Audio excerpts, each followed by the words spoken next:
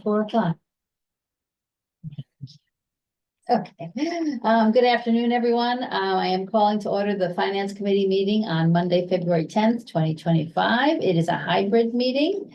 And before I've just called it to order, and now I'm just going to do a roll call. So Jeremy, Yes, here. Joe, Aye. thank you. Peter, Here. Jill, Denise, aye. Okay. May I have an approval of the agenda, please? So moved. Second, Thank you. Made by Peter, seconded by Jeremy. Roll call, Jill. Aye. Thank you. Joe. Peter, Aye. Jeremy, aye. and Denise, aye. Okay, and Joanna, we're just getting an approval of the agenda. Okay, aye. That's perfect, Joanna. Great. You're a pushover. Thank you. I am now opening the meeting for public comment. Okay, closing the public comments, and now it's discussion, deliberation, and potential motions on warrant articles for annual town meeting 2025. First on the list was Article 8, Select Board. That is a mistake on my part. It should have been for March 10th, not February 10th. And we haven't even looked at the school budget yet, so we can't obviously talk about that article. So that will be postponed to March 10th. And then on to, and Leslie, thank you for being here. You're welcome. The first article is Article 31, Select Board for Planning Board, zoning map change, RC2 to R5, Surfside Road and Mycomet Avenue. Over to you, Leslie. Okay, great. Just before we start, do you want me to just roll through these and people will stop if you have questions, or what format do you want to follow? We do them one at a time. One at a time. Okay. So Stephen will put up the map, the map, which I think is more interesting than the, Well, I don't Text. know what's going on. yeah, okay. And then Leslie, if you just explain what this was and what the planning board recommended, Okay. please. So the first series of articles, I will say, are master plan implementation. Okay. Article 31 is RC2 to R5. I think you all know by now that RC2 was identified in the master plan to be phased out over time. We are nearing the end, and you'll see in several of these articles, there's just a parcel here, a parcel there that we're rezoning. And over time, the planning board has given property owners an opportunity to decide what they want to do with their property before they just stick it into some zoning district. So that's why some of these are kind of outliers. So Article 31, RC2 to R5, this is going from a commercial district to a residential district. And it received a positive recommendation from the planning board, and the quantum of passage for this is 2/3. Okay. Thank you. Any questions from the committee? I have a question. Go ahead, Jeremy. As I'm looking at this map, I see a little triangle in red. It says RC-2. That is what we are talking about. Correct. Yes. And just remind me again, what does RC2 mean and what does RC-5 mean? So RC2 is a mixed commercial residential district. The reason why that was identified in the master plan to be phased out, among other reasons, was that it doesn't prioritize residential or commercial. It's just a complete mixed bag. And you Okay, have the residential people saying, oh, it's residential, I want it to be nice and quiet. And the commercial people saying, oh, it's commercial, I want to run my business there. So we've been working on phasing that out since before 2009, actually. So RC2, a very dense commercial district. R5 is almost primarily residential. So this Thank you would go very from much. commercial to residential. Okay. So our motion is the our potential motion could be Finance Committee supports the planning board motion. I'll make a motion that the finance committee supports the planning board motion. I second. Okay, made by Peter, seconded by Jill. Roll call, Joe, Aye. Joanna, Aye. Jeremy, aye. Jill, Aye. Peter, Aye. Denise, aye. It's unanimous. Thank you. Okay, next one, 32. Okay, 32, this was written to go from RC2, again, a commercial district, to R5, a residential district, or commercial trade, entrepreneurship, and craft, which is primarily a commercial district. The street is sort of split, some's in commercial, some is in residential. You can see that on the map. So the planning board motion was to put these two parcels in the residential 5 zoning district. Is that what the purple is? The purple is C-Tech, the yellow right below that is. Oh, I see the yellow, I guess. Yeah. So And there's an adjacency, that's what I think. Yeah. And the property closest to Nobody Farm Road is residential. The property behind it has a garage that's used for personal boat storage, so it really lends itself to go towards residential uses in the future. But they have the option when it's or C-Tech. R5 They would or have, C-Tech. but the planning board motion is for R5. Oh, okay. Okay. So planning board, it got a positive recommendation for R5. Yes. All right. Not for C-Tech. Motion to support the planning board. Oh, Yep, sorry. So why did this one get carved out then? So, well, this is a leftover, so it's RC2, it's surrounded by. Oh, I see, it's the opposite. I'm Yeah. thinking that you're gonna make it. Gotcha. Okay. any other questions? Okay. Go ahead, Peter, you're on Motion to roll. support, yeah, motion to support the planning board's motion. Motion to. Okay, made by Peter, seconded by Jill. Roll call, Joe, Aye. Jeremy, I, Joanna, Aye. Jill. Aye. Peter, Aye. Denise, I. Okay, thank you. Next, oh, is that a 2/3 vote as well, Leslie? Yes, 2/3. Thank you. All right, 33. 33, this is for 3 parcels off Appleton Road in the vicinity of Nobska Way. These are currently in the RC2 zoning district. The article was written to put these properties in either R5 or C-Tech. After speaking with the property owners and holding the public hearing, the planning board is recommending that they go to the residential R5 zoning district. Okay. Got that, And that's a 2/3 vote to pass. okay, I had one quick question, Denise. go ahead, Jeremy. Yeah, please. How does R5 differ from C-Tech? R5 is primarily residential. C-Tech is a heavier commercial district. It allows things like carpentry shops, landscaping, that type of thing. So you'll see the pale yellow around these properties, those have already gone to the R5 zoning district. And we were working with these property owners to decide if they wanted to move from commercial to commercial or commercial to residential, and they've all agreed on residential. And then what is the difference, I look on the whole big map here, between R5 and R10? R5 has a minimum lot size of 5,000 square feet and a ground cover of 40%. R10 has a minimum lot size of 10,000 square feet and I believe 25% ground cover. And last question, By law open, I'm working off memory, but I think that's correct. my last definitional question is, what is the difference in commercial activity between R2 or RC2 and C-Tech? Well, RC2 allows pretty much every commercial use that's allowed in our zoning bylaw. C-Tech does not. It's much more tailored to sort of heavier commercial uses, but it also allows single-family dwellings so that if you've, worked your way out of a commercial home occupation, you could still live on your property and run your commercial business from that. And also C-Tech has a minimum lot size of 10,000 square feet, whereas RC2 is 5,000. So C-Tech's lower density. Thank you for that clarification. Great. When do you think, RC2 will be done? We are very close. I think we started off, again, I don't have these numbers handy, but around 1,200 acres. Okay, We're down to about 100. okay, And we have a lot of areas like this where, we've been working with the owner over time to, allow them to implement their plans because they bought the properties as RC2. And some people, just couldn't really decide what direction they wanted to go. But overall, people have been very cooperative with the planning board and helping to phase that out. thank you. Jill? Is this a property where they had, like, with, countertop business? There's a countertop business further in on Nobska. There's a carpentry shop right at the corner of Nobska and Appleton. It's subject to a special permit that was issued by the Zoning Board of Appeals, so that will continue to be in effect. Okay, any other questions? Seeing none, Peter? Motion to support the planning board's recommendation. Second.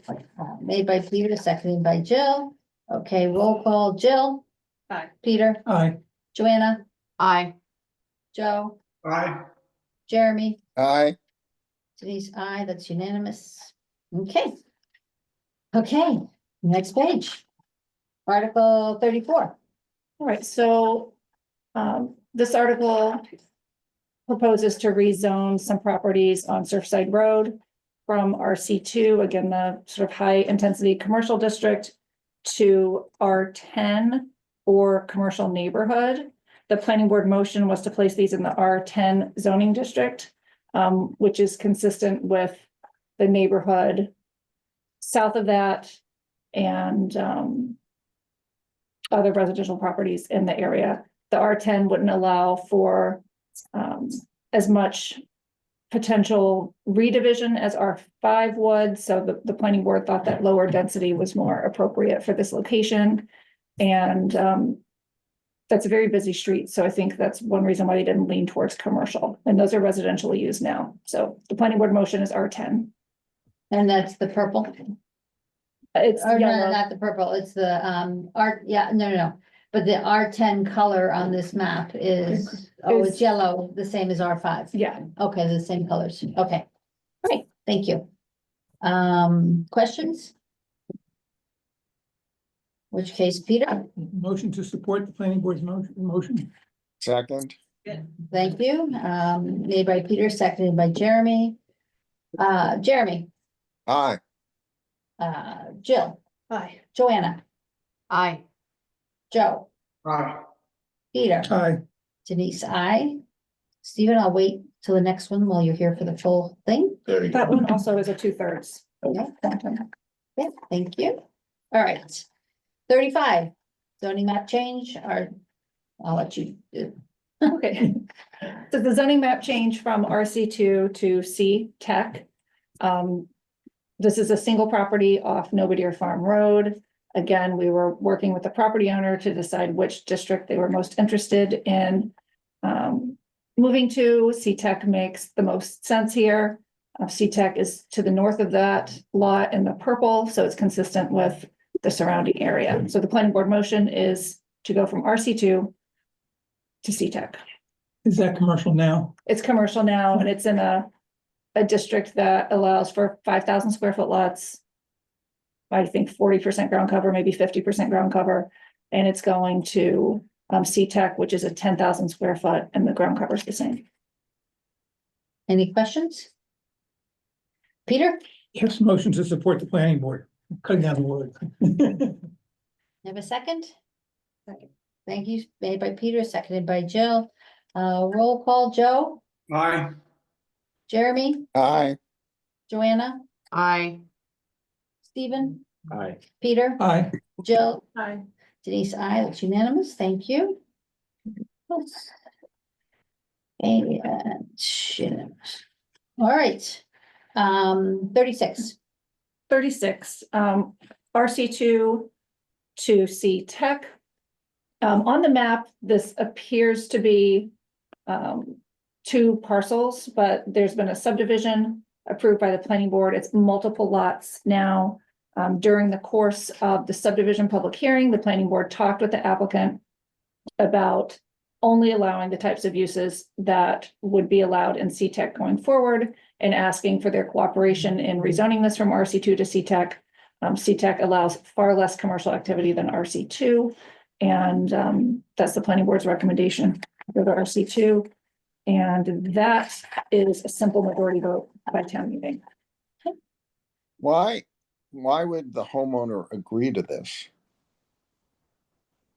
Well, when the planning board, when the planning board is proposing rezonings, and in this particular case, implementation of the master plan, they meet with the owner, they talk with them about, what their ideas are for the future use of their property.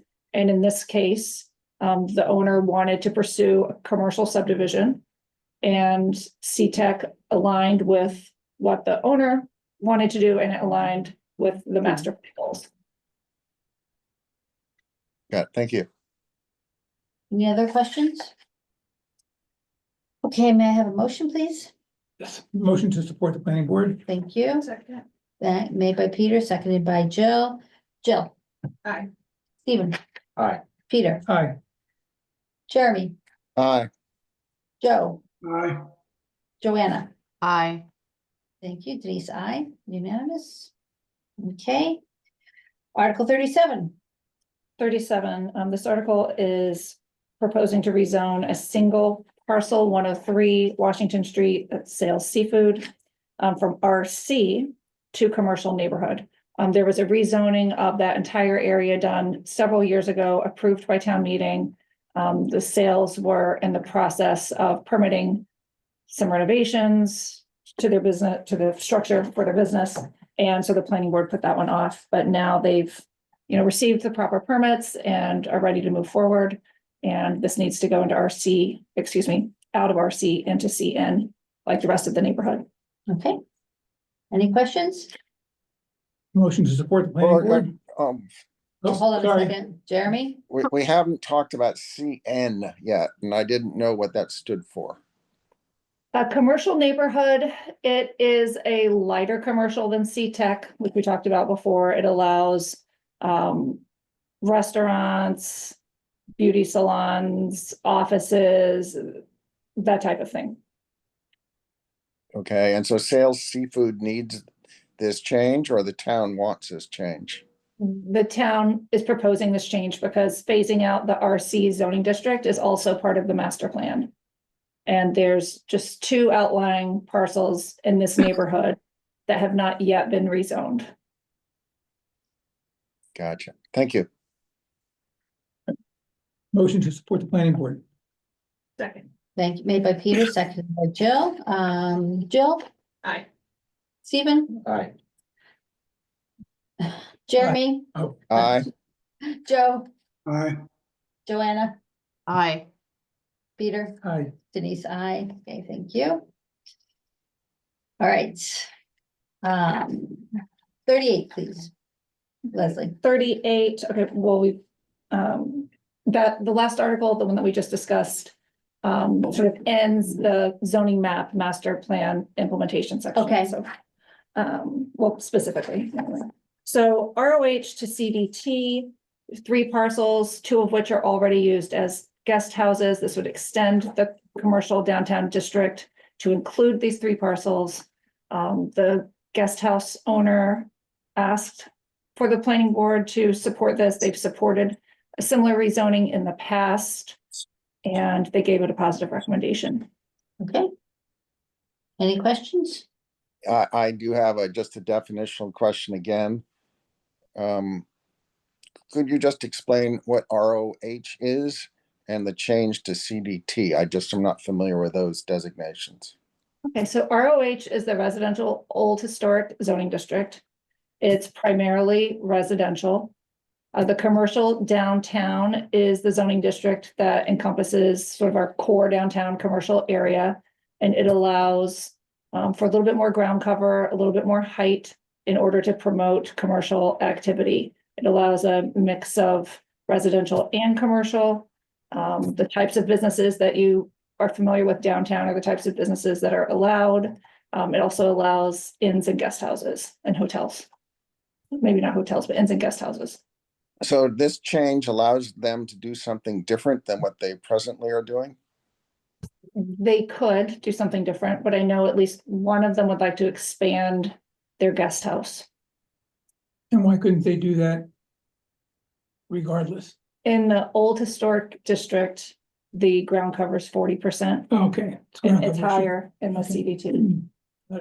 So this change is their requirement to expand their guest house business, They Potentially. potentially, potentially. Okay. And I'm just curious, which guest house is it?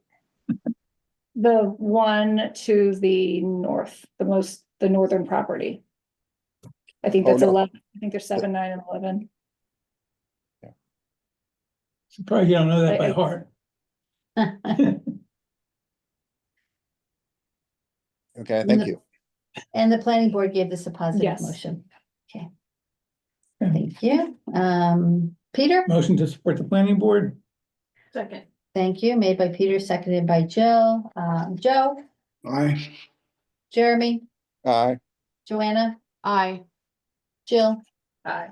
Stephen, Aye. Peter, Aye. Denise, aye, it's unanimous. Thank you. Okay, Okay, so this. 39, yep, please, Leslie. This is a portion of a single parcel going from R40 to ROH.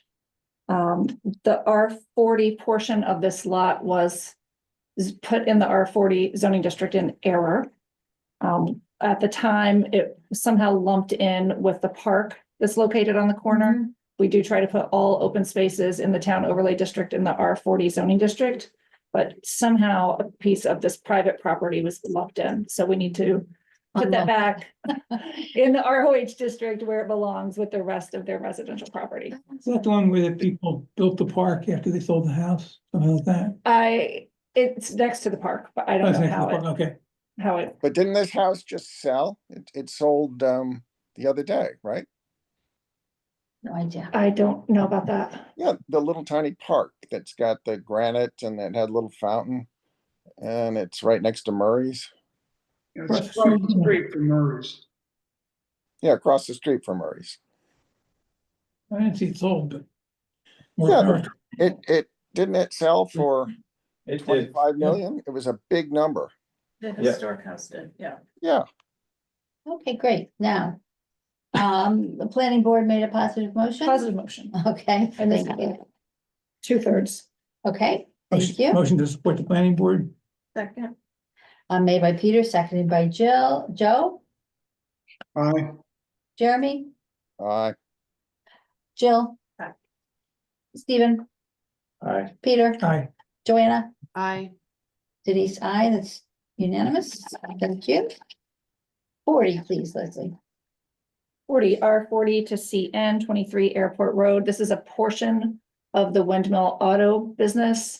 The other portion of their business, which fronts on Airport Road, was placed in the commercial neighborhood district at either the special town meeting or last year's annual town meeting. And so this would place the remainder of the property that's used commercially in a commercial zoning district. The planning board gave this a positive recommendation. Leslie, is that there, to the right of, looking at it from our view, to the right of it, is there the windmill building? Yeah, to the right of it's the building. Okay. And in the back is where they park all the cars. Yep.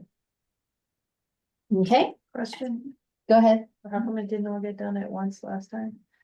The other article, I believe, was a citizen petition. And it didn't include this back portion because they were trying to avoid any controversy from the neighbors, because the citizen petition really wasn't focused on this parcel, it was focused on the Nisha parcel. So now this particular owner has asked to have the entirety of this property put in a commercial district. Okay, other questions?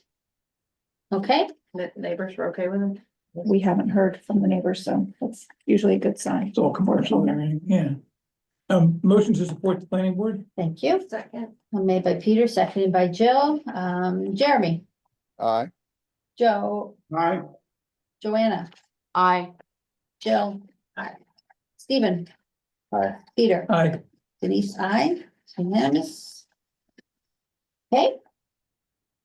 41, 41, all of the properties included in the zoning map change are open space. They're owned either by the land bank or the conservation foundation. The planning board made a motion to take no action. The land bank came forward and they had some short-term concerns with a few of their properties that were included. So the planning board agreed to take no action for now, and then we'll revisit that in the future. okay. Yeah. All right. Which case I think we can go straight to Peter's motion, Yes. I'm making a motion to support the planning board's decision, okay, the recommendation. recommendation. Jill, were you about to second that? Where, Second. where, I'm What's the matter? afraid I am confused. What, the map was moving around. I didn't know what we were. There are several open space parcels Jeremy, so that's what Stephen was showing us, that it was on more than one map. And the planning board is motion take no action because it's not ready for prime time, I guess is how I'd phrase it. So they want to work with the land bank to get more clarity on some of the parcels that they're considering. And then they'll come back at a future meeting and get the zoning straightened out. Did I? Yes, very nice job. You didn't present all of these So do articles. we know which ones those are? I'm looking at the warrant that's online, so this is maybe. I did not meet with the land banks. I'm not sure exactly which ones. I know that 69 Bartlett was one. I don't know what all of them were, but they had some concerns about placing them in the R40 district now. Because it, could render properties non-conforming. It would have setback and ground cover, possibly use implications. And they're trying to identify how they want to use these, like maybe some would be for open space and employee housing, some maybe for something else. I mean, so they're open to rezoning them, but they would like some more time to consider how they're going to be used by the land bank first. So the land bank does not have this in deeded conservation. These parcels you're talking about. Because you're talking about putting them in like residential zone. The map that we're seeing is not the map we're discussing, correct?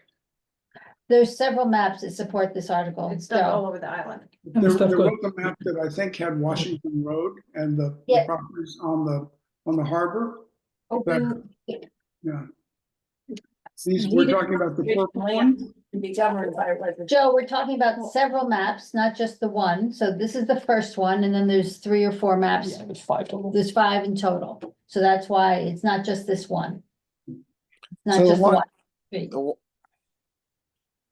Denise, why, if the planning board is working with the conservation guys to refine their thinking, and hence that's why they did their, take no action, why are we being asked to make a decision right now? Because it's on the warrant, Jeremy. We have to render an opinion on every single article on the warrant, whether we're the primary recommendation or not. Okay, So- but, so they're not looking to amend their warrant in any way before town meeting? Absolutely not, no. This is not gonna get done by May 3rd, no. It may be on the special town in the fall or be next year's. So I guess I'm just a little confused. Why don't they just then withdraw this and then redo it when they have certainty? So John, do you want to explain about withdrawing articles from the warrant? I know that's problematic, but I'll turn that over to you, John Giorgio. There we go. You There we want go. an explanation of how you deal with an article that's on the warrant? So what Jeremy has asked, why didn't the planning board just withdraw this article? Instead of saying take no action, and I was going to point out that it's very difficult once it's on the warrant to Yeah. get an article off the warrant, but I thought you would say it better than I did. Well, you said it perfectly, but yeah, absolutely. Once the article has been submitted and it is on the warrant, signed and posted, it can't simply be withdrawn. It must go to town meeting and it must be disposed of through an appropriate motion, which in this case would be a motion to take no action. So it has the same effect, but it has to go to town meeting for that vote once it's on the warrant. got it. Yeah, once the select board approves the warrant is basically written on tablets of stone. Got it. Yeah. So, Denise, can I propose we take no action in support of the planning board? A motion to take no action? Our motion would be we have technically 2 motions. Support the planning board, don't support the planning board. Got it. We Okay. don't have a take no action on a take no action. Can we talk about this before we make a motion or? not? Sure, go ahead. These say up here, town of Nantucket. Yeah. The Article 41 says for the zoning map of these, but it's not clear that the land bank, they own some of these or not all of these? They own some of them, not all of them. Right, so it's blending with some other owners or those other town owned? All of these are owned by some sort of conservation agency. So it could be the Conservation Foundation, it could be the land bank, but they're all, And why aren't those delineated, I guess is one of my questions. I haven't seen an article like this, or I don't remember it, so sorry, listen. well, we don't usually put the owners on the warrant. Right. That makes sense, because we don't do it with the residential either. Yeah, Yeah, and even if they're properties owned for conservation purposes, there are other things that could be like accessory to the conservation purpose. So that's, and they're still subject to ground cover, they're still subject to setbacks. So that's why they've asked that we put this article on hold while they think about what they may want to use these particular properties for, so that they're governed by the zoning that's in place now, instead of something that has much more restrictive requirements for setbacks and ground cover. Are there none of the parcels, for instance, maybe some that the town owns that we can move forward with and just strike parts of the article rather than delaying the whole thing? make a motion to exclude some. Well, the planning board could have done that, but they didn't. They made a motion to take no action and to address all of these parcels at a later time. Okay. That's fine. I'm just confused because if these are conservation owned land, I'm curious why they're not. Like, we're giving them zoning permission to build and you know. Generally, they own land that's restricted. To not build. Oh, let me just use an example. For instance, my Comet Golf Club. Yeah, they have. That's owned by the housing. land bank. They have housing, they have the restaurant and the clubhouse facility, so you can build on conservation owned properties if it's, you know, Under some legal parameters. under their Yeah, I know. enabling legislation or whatever governs them. Yeah, I could just see this creating some conversation and people understood that.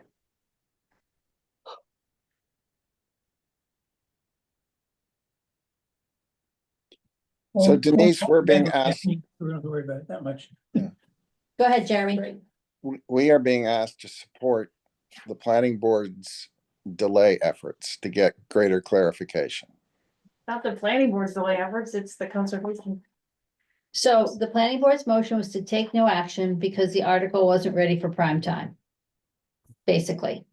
And to get it ready for prime time, it's up to the conservation agencies who own the pieces of property to decide what they're gonna do with this property. And then go back to the planning board and ask if they can get it zoned in that way. And then the zoning board will have, or the planning board will have a, I'm sure, lengthy discussion about, you want to build the Taj Mahal on this piece of property? I don't think so. Let's start again. So that's the cycle, and then it comes to us, and then we can say we agree with the planning board's motion or we disagree with the planning board's motion. In this case, it makes no sense to disagree with take no action. Absolutely. But a Because quick there's question no for action Leslie. taken. Oh. Go ahead, Les- Jeremy. Why would the conservation groups have bothered to bring a warrant when they didn't have everything figured out? So it's the planning board's article, the planning board brought it forward. The planning board traditionally brings forward articles to put properties that are owned by conservation foundations in, if in the town overlay district, the R40 district, which is the lowest density district in the town, or in LUG 3 if the property's in the country. So in the past, there haven't been issues that have come up. The planning board's put in the article, everyone's been happy with it, and it's moved forward. In this particular instance, there's just a little more planning that needs to take place with the property owner, really the land bank is who asked for this to wait. And the planning board was amenable to working with their staff and their commission and doing this at a later time. So if just to be clear, the land bank put forward the warrant. and No, Possibly under, or I'm sorry, no, the land bank did not put forward the article. okay, The planning board put forward the article on behalf of the select board. got it. And then in conversations with the land bank, somebody realized they weren't of one mind and now have asked to delay this. Is that what happened? Really. I'm just trying to understand. So the planning board through the select board put forward the article. We were contacted by land bank staff who said, this may have some negative impacts on some things that we're considering. Could the planning board wait to take action on this at a later time? And so the planning board agreed to make a motion to take no action so that they could consider whatever their plans are. That makes Yep. sense, but okay. Yeah, Jeremy, I think maybe what happened is, the land bank just bought 41 Jefferson Avenue, and there's probably a lot of things around that are affecting this. So that's probably why they wanted to be cautious and hold back, is what I'm thinking, because that's just so. Could be, because they have buildings they have to deal with. Yeah, I understand. But who knows? But whatever, it's up to them to decide what they want to do with it, so. And then ask for planning permission to do it. Yeah. Yes. Are we clear? Clear. Perfect. Motion to support the planning board's recommendation. Thank you. Second. Thank you. Made by Peter, seconded by Jill. Joe, Aye. Joanna, Aye. Jeremy, Aye. Jill, Stephen, Aye. Peter, Aye. Denise, I. Thank you. Unanimous. Okay. 42, please. Okay, so 42 through the next 10 articles or so are all bylaw changes that are necessary or recommended because of the Affordable Homes Act that was recently passed by the legislature. So I'll get into more detail on those. So Article 42 is a temporary moratorium on tertiary dwellings. That's the third dwelling unit that's allowed in certain zoning districts. The moratorium would be in effect while we analyze the impacts of the Affordable Homes Act on, our bylaw and on the island, and it would expire on December 31st, 2025.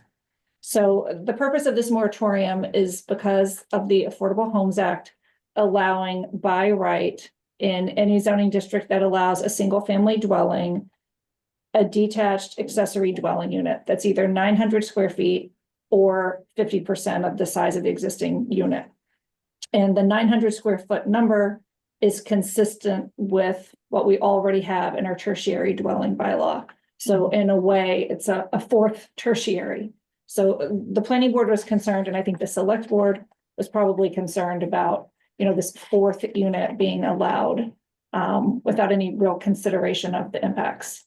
So the planning board has proposed this temporary moratorium, and they gave it a positive recommendation. Questions for Leslie? I have a question, it really doesn't matter in terms of the vote, but when you say 900 square feet of gross floor area, you're not just saying footprint. Correct. So if it's 3 floors, it's gonna be 300 on a floor. Yeah. Okay. Leslie, what happens after December 31st?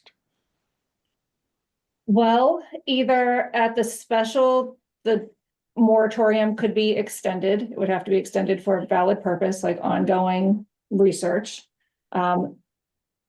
Or it could expire on the 31st, or we could have an article at the special to strike the tertiary dwelling provision of the local bylaw. I don't know. I mean, that all needs a lot of thought, which is why this temporary moratorium is proposed. So either it's extended before December 31st or it expires on December 31st. So Joanna? effectively, it gives the town time to figure out by a fall special meeting what to propose. Is the Yes. effective or what really is going on here? Yes. Okay. Joanne? Just a quick question. So Leslie, who would put forth the next step here? Like which body? The planning board. Okay. Just curious. Mariah Mitchell, Joanna. We need an answer by tomorrow. Like, is there any She's busy. outstanding requests for the tertiary building up that are gonna be delayed because of this? I'm trying to think of how to answer that. So the bylaw went into effect as of the publication of the first public notice in the newspaper of general circulation, which is the INM for us. So it's already in effect. If you did not have either a special permit issued by the planning board or a building permit issued prior to the publication of the notice, then you will not be eligible to obtain one. Thank you. But if you have both of those things, you can go ahead and build it. Right. And just for everyone's knowledge, I did look into how many we permitted for the past 2 years, and we permitted 14 both years. So it's not a huge impact. Okay. Great. Any other questions? All right, Motion to support the planning board? thank you. Second, And Jeremy's helped Peter made motion, Jeremy seconded, and Joe, Aye. Jeremy, aye, Joanna, Aye. Jill, Aye. Stephen. Aye. Peter, Aye. Denise, aye. Thank you. With all the J's, I'm thinking of renaming the other three of us. You are now Jake. You're Jerry. I'm Judy.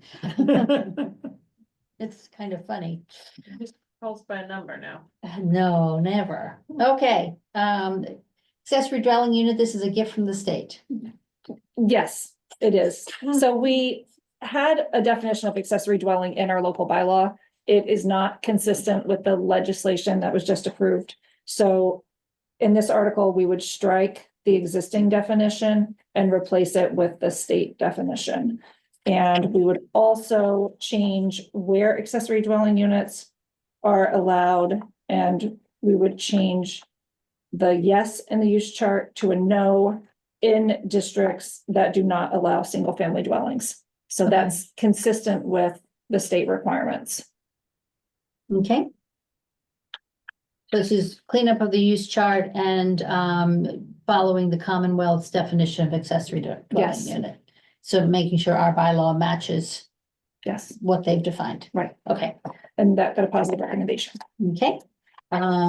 Questions? Okay, Motion to support the planning board? okay, made by Oh. Peter, seconded by Jill. Can I just add something real quick before you all vote? Sure. I was looking at the article, not the motion. I forgot to add that through the planning board's motion, they removed the provision that was an option from the state to allow multiple accessory dwelling units on a property. Okay, so there's only one per property one. now. Okay. Thank you. Well, I assume your grandfather, even if you have one even Yeah. approved, your grandfather. Right. Okay. Peter had made a motion and Jill had seconded it. Any change to that motion? No change. Thank you. Okay, Joe, Aye. Jeremy, aye, Joanna, Aye. Jill, Aye. Stephen, Aye. Peter, Aye. Denise, I thank you. I like how I thank myself every time. Okay. Protected use accessory dwelling unit, 44. Oh, Article 44, this is just a continuation of, the accessory dwelling unit provision that was approved by the state. Protected use ADU is a term that is used by the state and the statute, and so we need to add that to our local zoning bylaw for clarity. Okay, And the planning board gave that a positive recommendation. okay. Any questions for Leslie? yeah, just, is this a 2/3 or a 51% deal? 2/3. Okay, Motion to support the planning board? second, Okay, made by Peter, seconded by Jill, first off the mark here, Jill. Aye. Stephen, Aye. Peter, Aye. Joe, Aye. Jeremy, aye, Joanna, Aye. Denise, I. Thank you. Okay, 45, principal dwelling. Same concept as a prior article, principal dwelling is a term that's used by the state, and we need to add a definition in our local bylaw for clarity. And that's a 2/3 vote, positive recommendation from the planning board. Is that also the same topic on 46 and 47? Same topic, 46 is slightly different. Okay, I was hoping to clump the two together, but I won't. So we'll just stick with 45 for now. I tried. Folks, I tried. All I can do your best. God forbid we should skip one. All right. Any questions? Motion to support the planning board? Thank you. Second, Thank you, Jeremy. Made by Peter, seconded by Jeremy. Jeremy, aye, Joe, Aye. Joanna, Aye. Stephen, Aye. Jill, Aye. Peter, Aye. Denise, I. Great. 46. Okay, 46, definition of dwelling unit, same concept, except that we already had a definition of dwelling unit. So we need to strike the one that we have, substitute the definition from the state. Planning board gave that a positive recommendation, and that is also a 2/3 majority vote. Okay. Any questions? Okay, Motion to support the planning board? thank you. second, Thank you, Jeremy. Made by Peter, seconded by Jeremy. Jill. Aye. Stephen. Stephen, Aye. Peter, Aye. Joanna, Aye. Jeremy, aye, Denise, I. Okay. All right. 47, please, Leslie. 47, this adds a new definition to the zoning bylaw, year-round housing. This addresses some different legislation recently passed by the state. The seasonal communities legislation, which I don't know if that's still on your agenda for discussion or not today, but we needed to add a definition of year-round housing to be consistent with seasonal communities legislation and to be consistent with the Affordable Housing Trust's application of what they consider to be year-round housing for certain restrictions. So the planning board gave that a positive recommendation, and it requires a 2/3 majority vote. Okay. Questions? Yeah. Go ahead, Peter. Leslie, what if somebody, I know these things are almost impossible to enforce and no one's gonna be counting the days, et cetera. But what is the difference? If somebody takes 2.5 months and they're in Florida. Mhm. So their house no longer is a year-round house for them and they can no longer get the tax adjustment or anything like that? I'm not an expert on how the housing restrictions work, but I think it's fair to say that those are generally reviewed based on some sort of a complaint system. And I've only been aware of, I'm only aware of one situation where it was a major problem. But then, again, like, that's not really my area of expertise. I'm not involved in the day-to-day with that. Stephen? Is this definition passed down to us from the state? It's a little unclear to me. I think the intent is clear. Mhm. But housing for occupancy by persons or families who occupy either rental or other housing as their principal residence. So does that mean they have to occupy this unit? I mean, I think that's probably the Yeah. intent, but they could occupy rental or other housing as their principal residence. And then this housing is just designed for the occupancy of persons who live more than 10 months in either rental or other housing. I believe this language was lifted from the seasonal communities guidance. Oh, no, excuse me, seasonal communities guidance, but from we haven't received the final guidance, really any guidance from seasonal communities yet. I'm getting seasonal communities and Affordable Homes Act mixed up, so, excuse me. This was something that Megan Trudell worked on with Christy Ferrantella. And I'm not sure if anyone from KP worked on this language with them. But I believe it is intended for, the unit, The unit, occupancy of the unit, whatever Right. that unit is. yeah. so, Yes, Di- Madam Chair, Yes, please, John. I'm not sure that, I don't think we did work on this language, but I would agree with what Leslie just said. That this is a definition of the housing itself. So why doesn't it say? I mean, why does it refer to, so it's for persons or families who occupy either rental or other housing, but we're referring to this housing. Right, Yes. so, okay. So why do we have to say for rental or other housing? Well, I do believe it Housing for persons who occupy as their principal residence for not less than 10 months a year.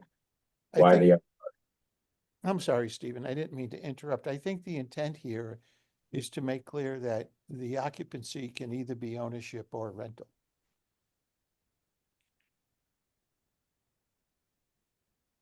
So that rental units would not be excluded from this definition of year-round housing. I believe that's the intent here. Jill? Does this definition really only affect housing policy? It doesn't affect doesn't spill into other areas?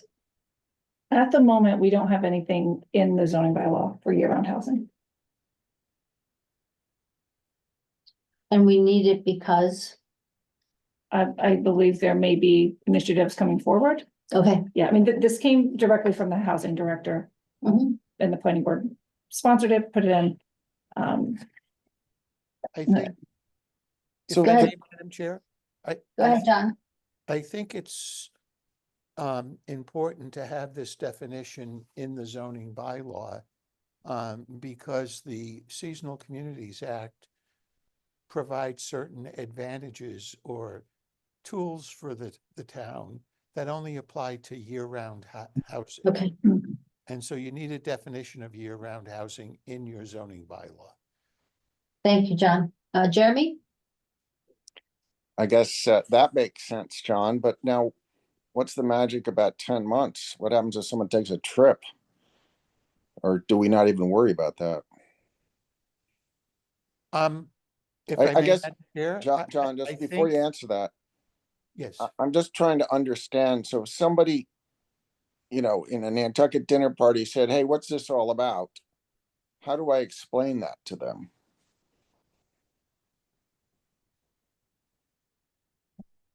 Can I make a comment to help you out, John? Yeah, I think this is the definition that AHTF uses when they're trying. Yes. So. the we're Affordable really- Housing Trust Fund, so just so Yes. Jeremy knows. Sorry, No, this is letters. their guidance when they're looking at different. Rentals and attainable and affordable and all the different definitions they have. This is their guidance for who they're targeting. I think, so I think this is really just, Housekeeping. yes, Isn't it the exact same language that's in the deed restriction program? probably, because I know that this is like I wouldn't Yeah. say a rule, but this is what they lean on, What deed restriction program? The Affordable Housing Trust program? And who's working how with they- Housing to Nantucket? define Yeah, person when they identify people. Yeah, I'm familiar with the 10 months criteria, but I think the rest is, Just words. yeah. I don't think it's up to us to change that, though. And the planning board already closed their public hearing. I mean, And if, we can always disagree with it, with the planning board motion. That's not, we've done it before, once. Well, I guess I don't intend to derail a process here, but I think there is an opportunity between now and town meeting for John or somebody on his team to look at this and see if this might be tightened up a little bit, because I'm not sure that a crafty attorney might not be able to squeak something through here that isn't in line with what the intent is. well, the planning board can certainly look at it and talk with town council and see if, a technical amendment. Something needs to be made. Maybe I'm Give the us a- only person on Nantucket who thinks that. Well, unless you go to Jeremy's dinner party. I've never been invited to the Nantucket dinner party in that way, so. Well, wait, Stephen, can I just ask you what you're thinking, what's coming to mind for you? Because, you do understand this stuff. Well, I think this could mean just about anything, because persons or families occupy rental or other housing as their principal residence. Could be multiples or something. It could be a different property. Yeah, that's why I read it It that you doesn't could be have more to be than this one. property, and I know it intends to be this property, and maybe there's a strict legal interpretation that says that it is, and I'm the only one who sees it as a problem, but I don't know. Maybe Yeah, not. I feel like they could own a house and rent somewhere else and they could kind of pick which one is there. Well, Yeah, what difference does it make? Well, the difference it makes is if we're gonna use year-round housing and say, we're only gonna allow, you know, tertiary dwelling, we put a moratorium on it, but we're gonna bring them back. If we use this strict definition of year-round housing, right? It must be used for year-round housing. But this is now housing for occupants by persons or families who occupy either rental or other housing as their principal residence. But that doesn't mean it's this unit. It could No, be any unit. Go ahead, John. I would respectfully beg to differ with that interpretation. It is the housing unit itself that is being defined here. And the reference to rental or other or other housing modifies the word housing in which is the first word of the definition. And so I think the only reasonable interpretation here is that if you occupy a dwelling, whether you own it or you rent it, and you occupy that dwelling for at least 10 months out of the year, it is seasonal housing. I'm sorry, it is year-round year-round. housing. Yeah, sorry. I see. So it's the property, it's not the person. It's the property, not the Yeah. person. Gotcha. Yes, I can see what Steven's saying, though. It could sound like it's the person. Yeah, I could see it could be tightened up quite a bit. Oh, it's 30 words. if I can just make a comment here, Madam Chair. Please, John, go right ahead. I think it's problematic if we start to parse through every word in a definition. The experience that I had on the short-term rental, advising the short-term rental work group, is that if you really get down into the reads on some of this stuff, you're just going to lose focus. And there is no such thing as a perfect definition in zoning. But I understand what this means. That's not the be all and the end all. But I think the reasonable interpretation here is what I just said. It is that the housing that is year round, and whether you rent it or own it, you must occupy it for a minimum of 10 months a year. You can quibble over whether 10 months is the right length of time. But I do think we should, Leslie, talk to the housing folks and the Affordable Housing Trust and see exactly where this definition came from and how it's interpreted by the Affordable Housing Trust. Thank you, John. Any other comments or questions on this? So what was the vote of the planning board? To recommend, Positive recommendation. positive recommendation. Okay, And make a motion, please, to support the planning board.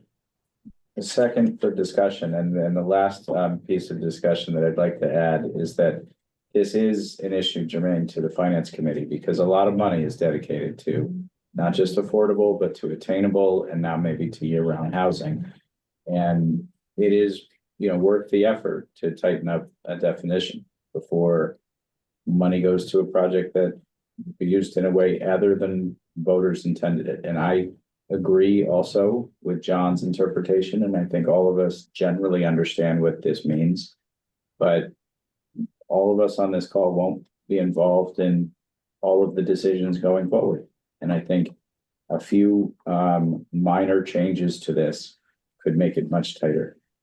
For instance, if you said housing for occupancy by persons or families who reside in the dwelling as their principal residence for at least 10 months per year. Again, maybe it's not worth the confusion at this town meeting to make that change, but it might be. So so what are you suggesting, Stephen? I'm looking for a suggestion, not just a comment. He's already seconded the motion. I made the suggestion before, which is that planning staff consider making a technical amendment, but not us. I'm suggesting that we support this so that it can move forward. But I suggested that KP Law and the planning staff review this because I think it can be improved. And I think it's potentially a meaningful change. Okay, so with that, I'm just trying to think about this for a second, so. Because typically we don't have action items for other groups as we walk out of these meetings, right? So John, I would need your guidance as to, Stephen's suggestion, first. If Stephen's suggestion is a appropriate one, do we have an action item does the finance committee then have an action item for the planning board, number one? Number two, do we as a group have to vote on whether we want to make Stephen's suggestion an item for the planning board? So I'll let you guide me to the correct path here, please, John.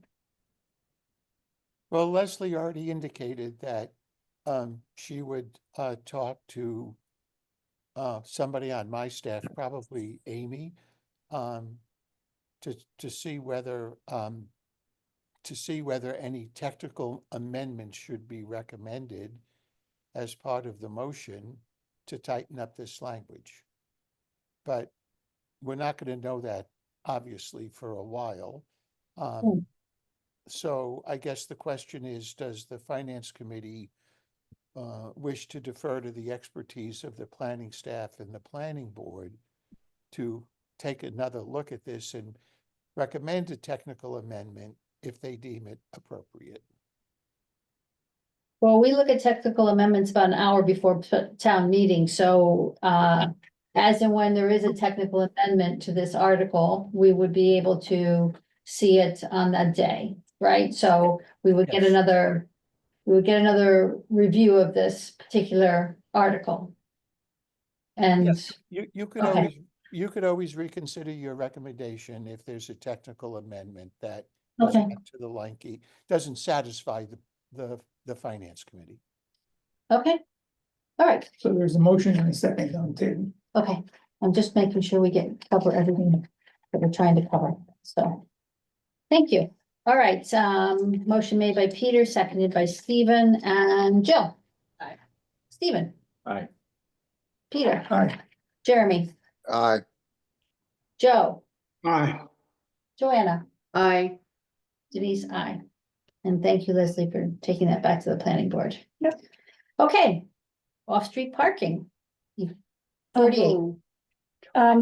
Accessory dwelling unit, this is, just a cleanup article to, again, make our local bylaw consistent with the legislation that was just approved by the state. So the legislation changes parking requirements. It only allows accessory dwellings in, zoning districts that allow single-family dwellings. So this is entirely housekeeping, Okay, and the planning board gave it a positive recommendation. any questions for Leslie? Peter, Motion to support the planning commission. thank you. Second. Made by Peter, seconded by Jill. Jill, Aye. Stephen, What's the motion I see up there says it's scheduled for Yeah. a future hearing. Oh, oops, no, the planning board hasn't held the public hearing yet. Sorry, I was on a roll with just going through all these. okay, March 6th. then it's going to be postponed. I guess I should say, I anticipate they will give that a positive recommendation because it's consistent with the statute. Okay, Now I anticipate that we'll support it. but all right, Who knows? okay, moving on then, 49.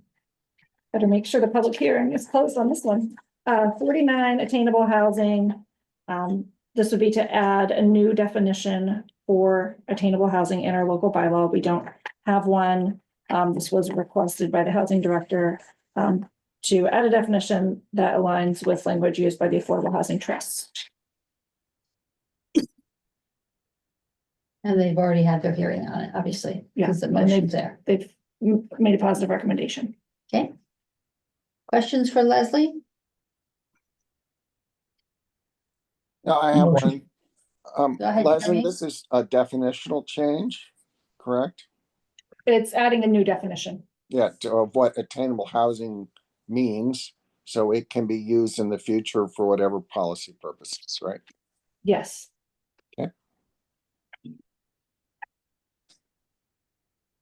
Motion to support the planning board? Second. Made by Peter, seconded by Jill. Jill, Aye. Stephen, Aye. Peter, Aye. Joanna, Aye. Jeremy, Aye. Denise, I thank you. Okay. All right, cottage community. Okay, this should be quick. The planning board made a motion to take no action. They just determined this needed more consideration, especially considering impacts that will be created through the ADU. seasonal communities designation potentially and the Affordable Homes Act. So the motion's to take no action.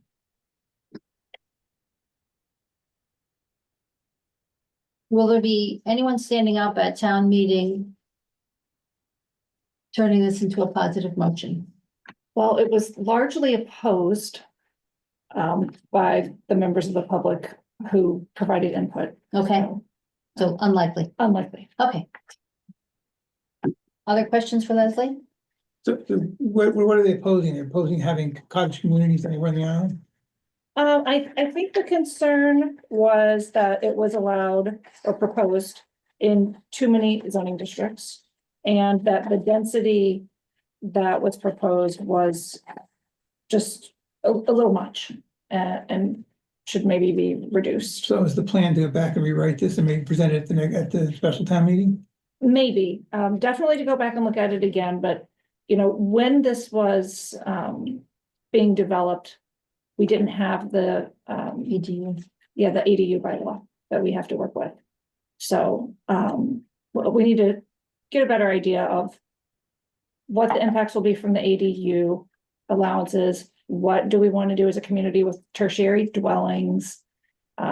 There's zoning implications from seasonal communities that come into play. So there's a lot of stuff going on, and I just think it was probably premature to advance this article at this time.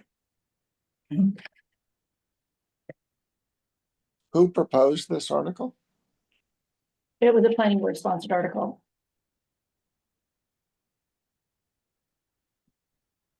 The work on this was over the process of a year to 15 months. Yeah. So it wasn't just a last minute, Right. let's throw in a cottage community.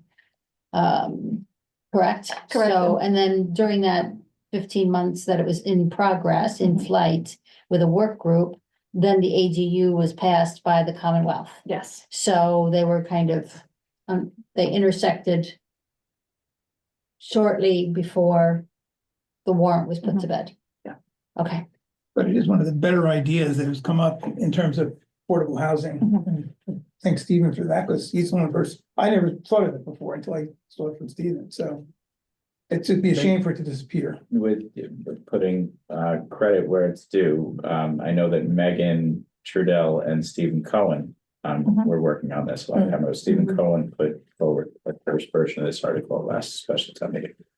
So, Stephen, if you're watching, I'm not taking credit for your idea. but you are named Steven, so you Yeah. can kind of sneak Get away by. with that, yeah. And Megan Trudell did put in a lot of effort on this, and she put together the work group. Mhm. But she agrees that given all the other things that have happened that were not foreseen, that we should hold off and reconsider how this moves forward in the future. So to holistically look at Yeah. ADUs, tertiary, potential cottage, and see what that means for the community before we just slice things up. Yep.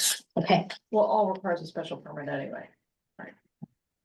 So, yeah. There's still a whole other level to go through. okay. Any other questions on this? All right, seeing none. Peter? Motion to support the planning board's motion. Okay, Second. thank you. Made by Peter, seconded by Jill. Jill, Aye. Stephen, Aye. Peter, Aye. Jeremy, Aye. Joe, Aye. Joanna, Aye. Denise, I. Okay, thank you. 51. All right, inclusionary housing, you may recall a similar article was proposed via citizen petition last year at the annual. The planning board did not support the article at that time because it had some other provisions in it. But they did commit to having planning staff work with the article sponsor. So over the past year, Megan Trudell, our senior planner, worked with the original sponsor, Ann Kutzpa, to, take a closer look at it and to see, what the planning board may be willing to support. And the planning board supports this article. They gave it a positive recommendation. And the main changes from the one that was reviewed last year is that it removes an inclusionary housing requirement for commercial uses. The planning board was really concerned that in the original article, that it would put too much of a burden on small business owners. And the planning board can require housing through the special permit process anyway, so that's sort of covered. And then the other article also included an inclusionary housing requirement for any newly created lots. And we received advice from town council that you can't put additional zoning restrictions on subdivisions that are allowed through the subdivision control law, but you can through subdivisions that require a special permit. So this one limits the inclusionary housing requirement to special permits only. Okay. Right. Any questions? Peter? Yeah, motion to support the planning board. May I have a second? Thank you, Stephen. Made by Peter, seconded by Stephen. Jill? I'm a no, sorry. Okay, hold on a second. Let me write this down. Give me 1 second. All right. Stephen, Aye. Peter, Aye. Jeremy, Aye. Joanna, Aye. Joe, All right. Denise, I, 6-1, it's motion to adopt or motion to support. Okay, pickleball. Pickleball. Who knew this would generate so much discussion? But Oh, I did. A lot of publicity. Some people did. a lot of publicity. So the planning board, Except for the group After- that proposed it. receiving a lot of feedback, just decided to make a motion to take no action. There was quite a bit of discussion in the hearing about, could we modify it? Could we do this? Could we do that? And in the end, they also talked about like, why just pickleball? What about other types of game courts? So, if something moves forward in the future, something different, it needs a lot more clarity. So take no action for now. Okay, Motion. Oh, Wait, can I, yeah, Go ahead, Jill. I'm sorry. I just want to make the point that this is still in the warrant. There is language in the warrant. Someone could call this article. It sounds very enticing the way we get some, I mean, yes, I don't think we should just say, oh, this is gonna go away because they haven't taken no action and. So I wanna make sure we all. Either have a discussion or about kind of what some of those things are that could come up. I mean, there are people out there who would love to ban pickleball, and it doesn't affect, Mhm. town-owned land and land bank land, I don't think, or probably existing courts. Do you have any permits now that are in for any courts and private residents? So this article was effective as of the date of the publication, Yeah, which was maybe like around January 1st, maybe a couple weeks before, a couple weeks after. And I'm not aware of its publication preventing any projects that were planned. but none of those projects are gonna say, gonna say sport court. Well, and So then there's a technicality. that was part of the reason why the planning board decided that, it needed more clarity. How many fully designated pickleball courts are on the island? Not town owned, municipal, privately owned. I don't know the exact number, but, the reason why this concept came up is, a few people, neighbors to properties where pickleball courts were proposed at the HDC came into our office and said, I'm very concerned. This is really close to my property. I don't want to hear that sound all day. Like, what kind of restrictions or standards are in place? And our answer was, there are none. It just has to meet setbacks like any other structure. Mhm. So, after doing some research and talking with some people, the idea was maybe this is a use that, needs a little more restriction. So the article was written to prohibit them in all districts, so the planning board, through their motion, if they chose, which they didn't, would be to, you know, loosen that up. To allow maybe yes in some districts and no in some districts, or by special permit in some districts. But again, they just determined that this just needs a lot more thought if something's going to be proposed in the future. So Jill, what is your? I understand your point, and I'm looking for what the action is, so. Well, let's say, I guess what I wanna know, and I know this maybe is a kind of a very small detail here, but if someone did call it and people got behind that. And they voted to ban pickleball, I guess my question is, what are you banning? What would they be banning if they voted in favor of this and against the measure? Well, it'd be the use of a court or a space for pickleball. Or just that sport? Right. Mhm. Okay. Yes, I can see it possibly being called. I mean, how do you get around that? I have Go a ahead, Jeremy. question. I know up at Westmore, they have a side agreement, and I don't know with whom, but no one can play after 6 o'clock at night. And I was curious, Addressed do you, in a noise bylaw. what was that? That's addressed in a noise bylaw. But yeah, they did do that with the neighbors. I mean, that Yeah. wasn't actually in the bylaw. Right. That's just an agreement they had with the neighbors, which was great. But they did that. Right. Yeah, Well- so to Jeremy, sorry, Joanna, to Jeremy's point, and to Jill's point, putting the two together, that someone could put an amendment to the noise bylaw to say pickleball can only be played between 8 AM and 6 PM. Yes. I was gonna say that was a negotiated settlement. Yeah, I Right. think it was, yes. Yeah. Yes, because I know some of the people who are involved with that. And that was gonna turn into a lawsuit had that settlement not been reached. So I mean, I think that Jill's point is valid as well, that this could go anywhere depending on what happens and who decides to take this up at the town meeting. I mean, hopefully someone from my guess is that someone from the planning board is gonna get up and convince people that it's too soon to take any type of action and that everybody will sort of calm down, but that doesn't mean it's not possible.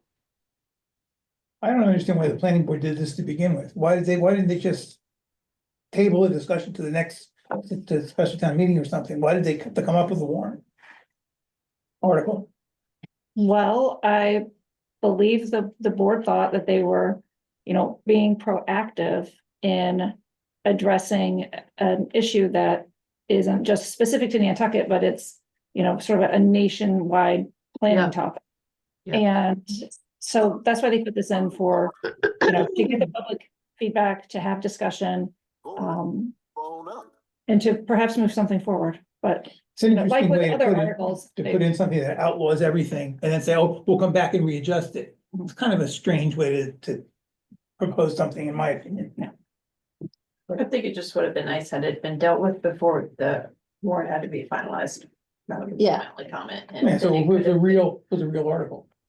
Yeah, I mean, as a general observation, it would probably be helpful, whether it's going to be on the agenda or not for the planning board, to have taken what they think looks good on this, some distance between now and May 3rd, because then they could stand up at town meeting saying, you know, this one too broad, but here's the 4 points that are going to be in the next one. And we think that should, you know, would ask everybody to, you know, take a breath before. right. Right, so They can't something have a like- plan in place for addressing sport courts. Or something, right? So that way it isn't just a, well, we'll work on it, because we'll work on it, won't persuade people that it will get worked on. And I guess would is hate my to see this observation. happen again in the summer with, if they come back at a special with something. I don't know if you guys are planning to do that on sport courts or do it later, but I'd hate to see the same thing happen where something gets printed and you talk about it and then it stays in there and it looks like you're doing something, but you're like, oh no, sorry, Lucina football.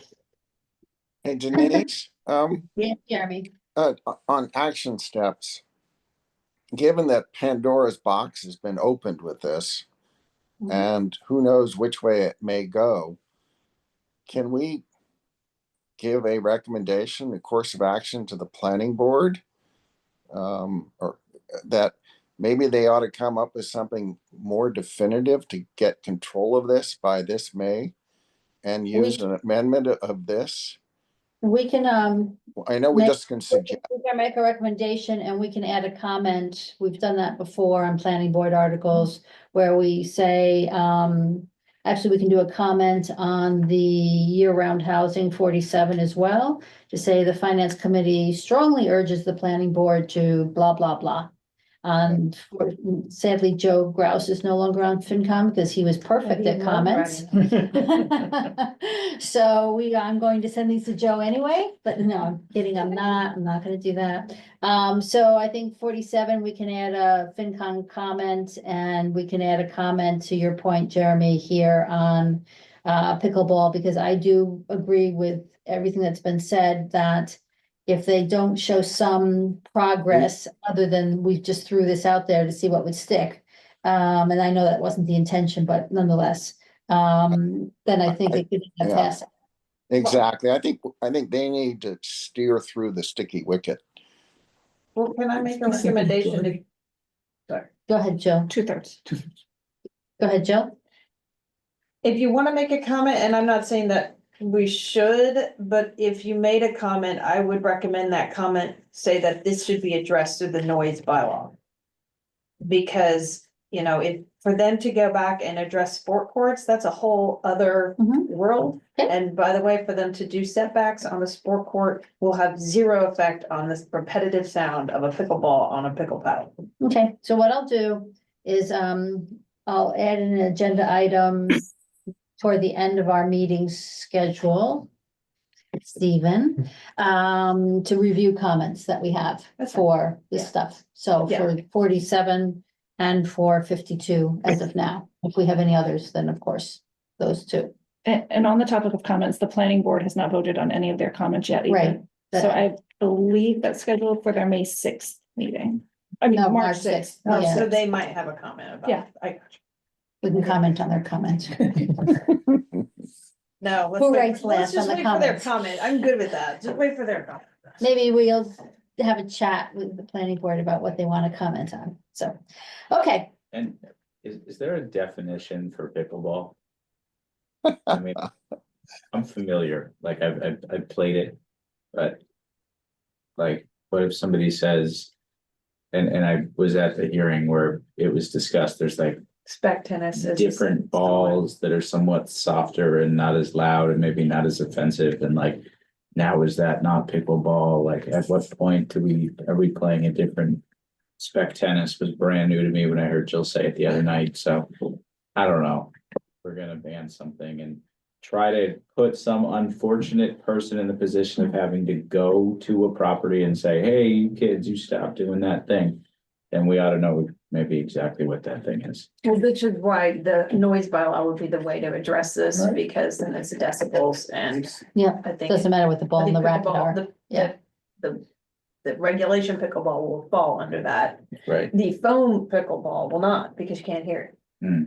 And so I don't think we can direct people on what they're gonna use, but we could direct them to comply with noise reducing, Yeah, materials. Or hours, restricted hours. right. Yeah, like the glass that you put in around the court is very commercial. I think the HDC would like die if they saw if the residents wanted to put in like the noise reducing glass, like I think they'd be like, what, we don't want that, but it would help your neighbor. Okay, all right, so, we have Oh, yeah. Motion to support the planning board motion with a comment, with a comment to come, yeah. okay, Second, thank you, Second. made by Peter, seconded by Stephen, Peter, Aye. Stephen, aye. Jill, I, Jeremy, Joe, Aye. Joanna, I. Denise, I. Thank you, okay. Solar energy, Okay, solar energy, this bylaw change was requested by the town's energy coordinator just to make ground the mount, provisions for ground mounted solar more clear. This is completely consistent with the state laws that cover solar. It makes our local bylaw clearer for the user. So the planning board gave that a positive recommendation. Okay. Any questions? In the article, it just added ground mounted solar. As to what is the structure and what's in under the definition for ground cover. And it did add some other definitions, like what's a solar photovoltaic system, that sort of thing. Oh, yeah, It's the very amend section too, technical and yeah. I would say housekeeping, yes. And they voted Positive. Positive recommendation. motion to support the planning board. Second. Okay, made by Peter, seconded by Jill. Jeremy, Aye. Joe, Aye. Joanna. Okay, Joanna, Aye. I said aye. thank you. Peter, Aye. Stephen, Aye. Jill. Aye. Denise, aye. Thank you. Okay, 54, please, Leslie. For technical amendment, Morelands Management District, you all may recall at the, I believe it was at the last annual town meeting, the special permit granting authority for uses in the MMD was changed from the planning board to the zoning board of appeals. But there were some places where that change didn't carry through the bylaw. So this is just changing anything related to the MMD to the zoning board. And the planning board gave that a positive recommendation. Okay, Motion to support the planning board. Could I have a Go ahead. question first? yes, go ahead. I'm afraid I'm just not familiar with the Moreland, well, I just lost it. It moved around here. The group that, the Moreland Management District, what has been their oversight? And is it completely being moved to the zoning board? So the Morelands Management District is our most restrictive zoning district. It allows very little ground cover. I don't have it handy right now, but pretty much anything new, any changes require a very significant review, and it was done through the planning board. Last year, it was proposed to move that to the zoning board because of the issues that are out there are not so much larger planning community type issues. They're more neighbor to neighbor issues. So the zoning board's really a better fit for that. And this would just, clarify that they're the only board that you have to, go to for your permitting other than HCC.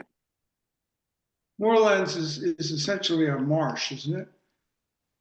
It's not marsh, but it's a lot of protected vegetation.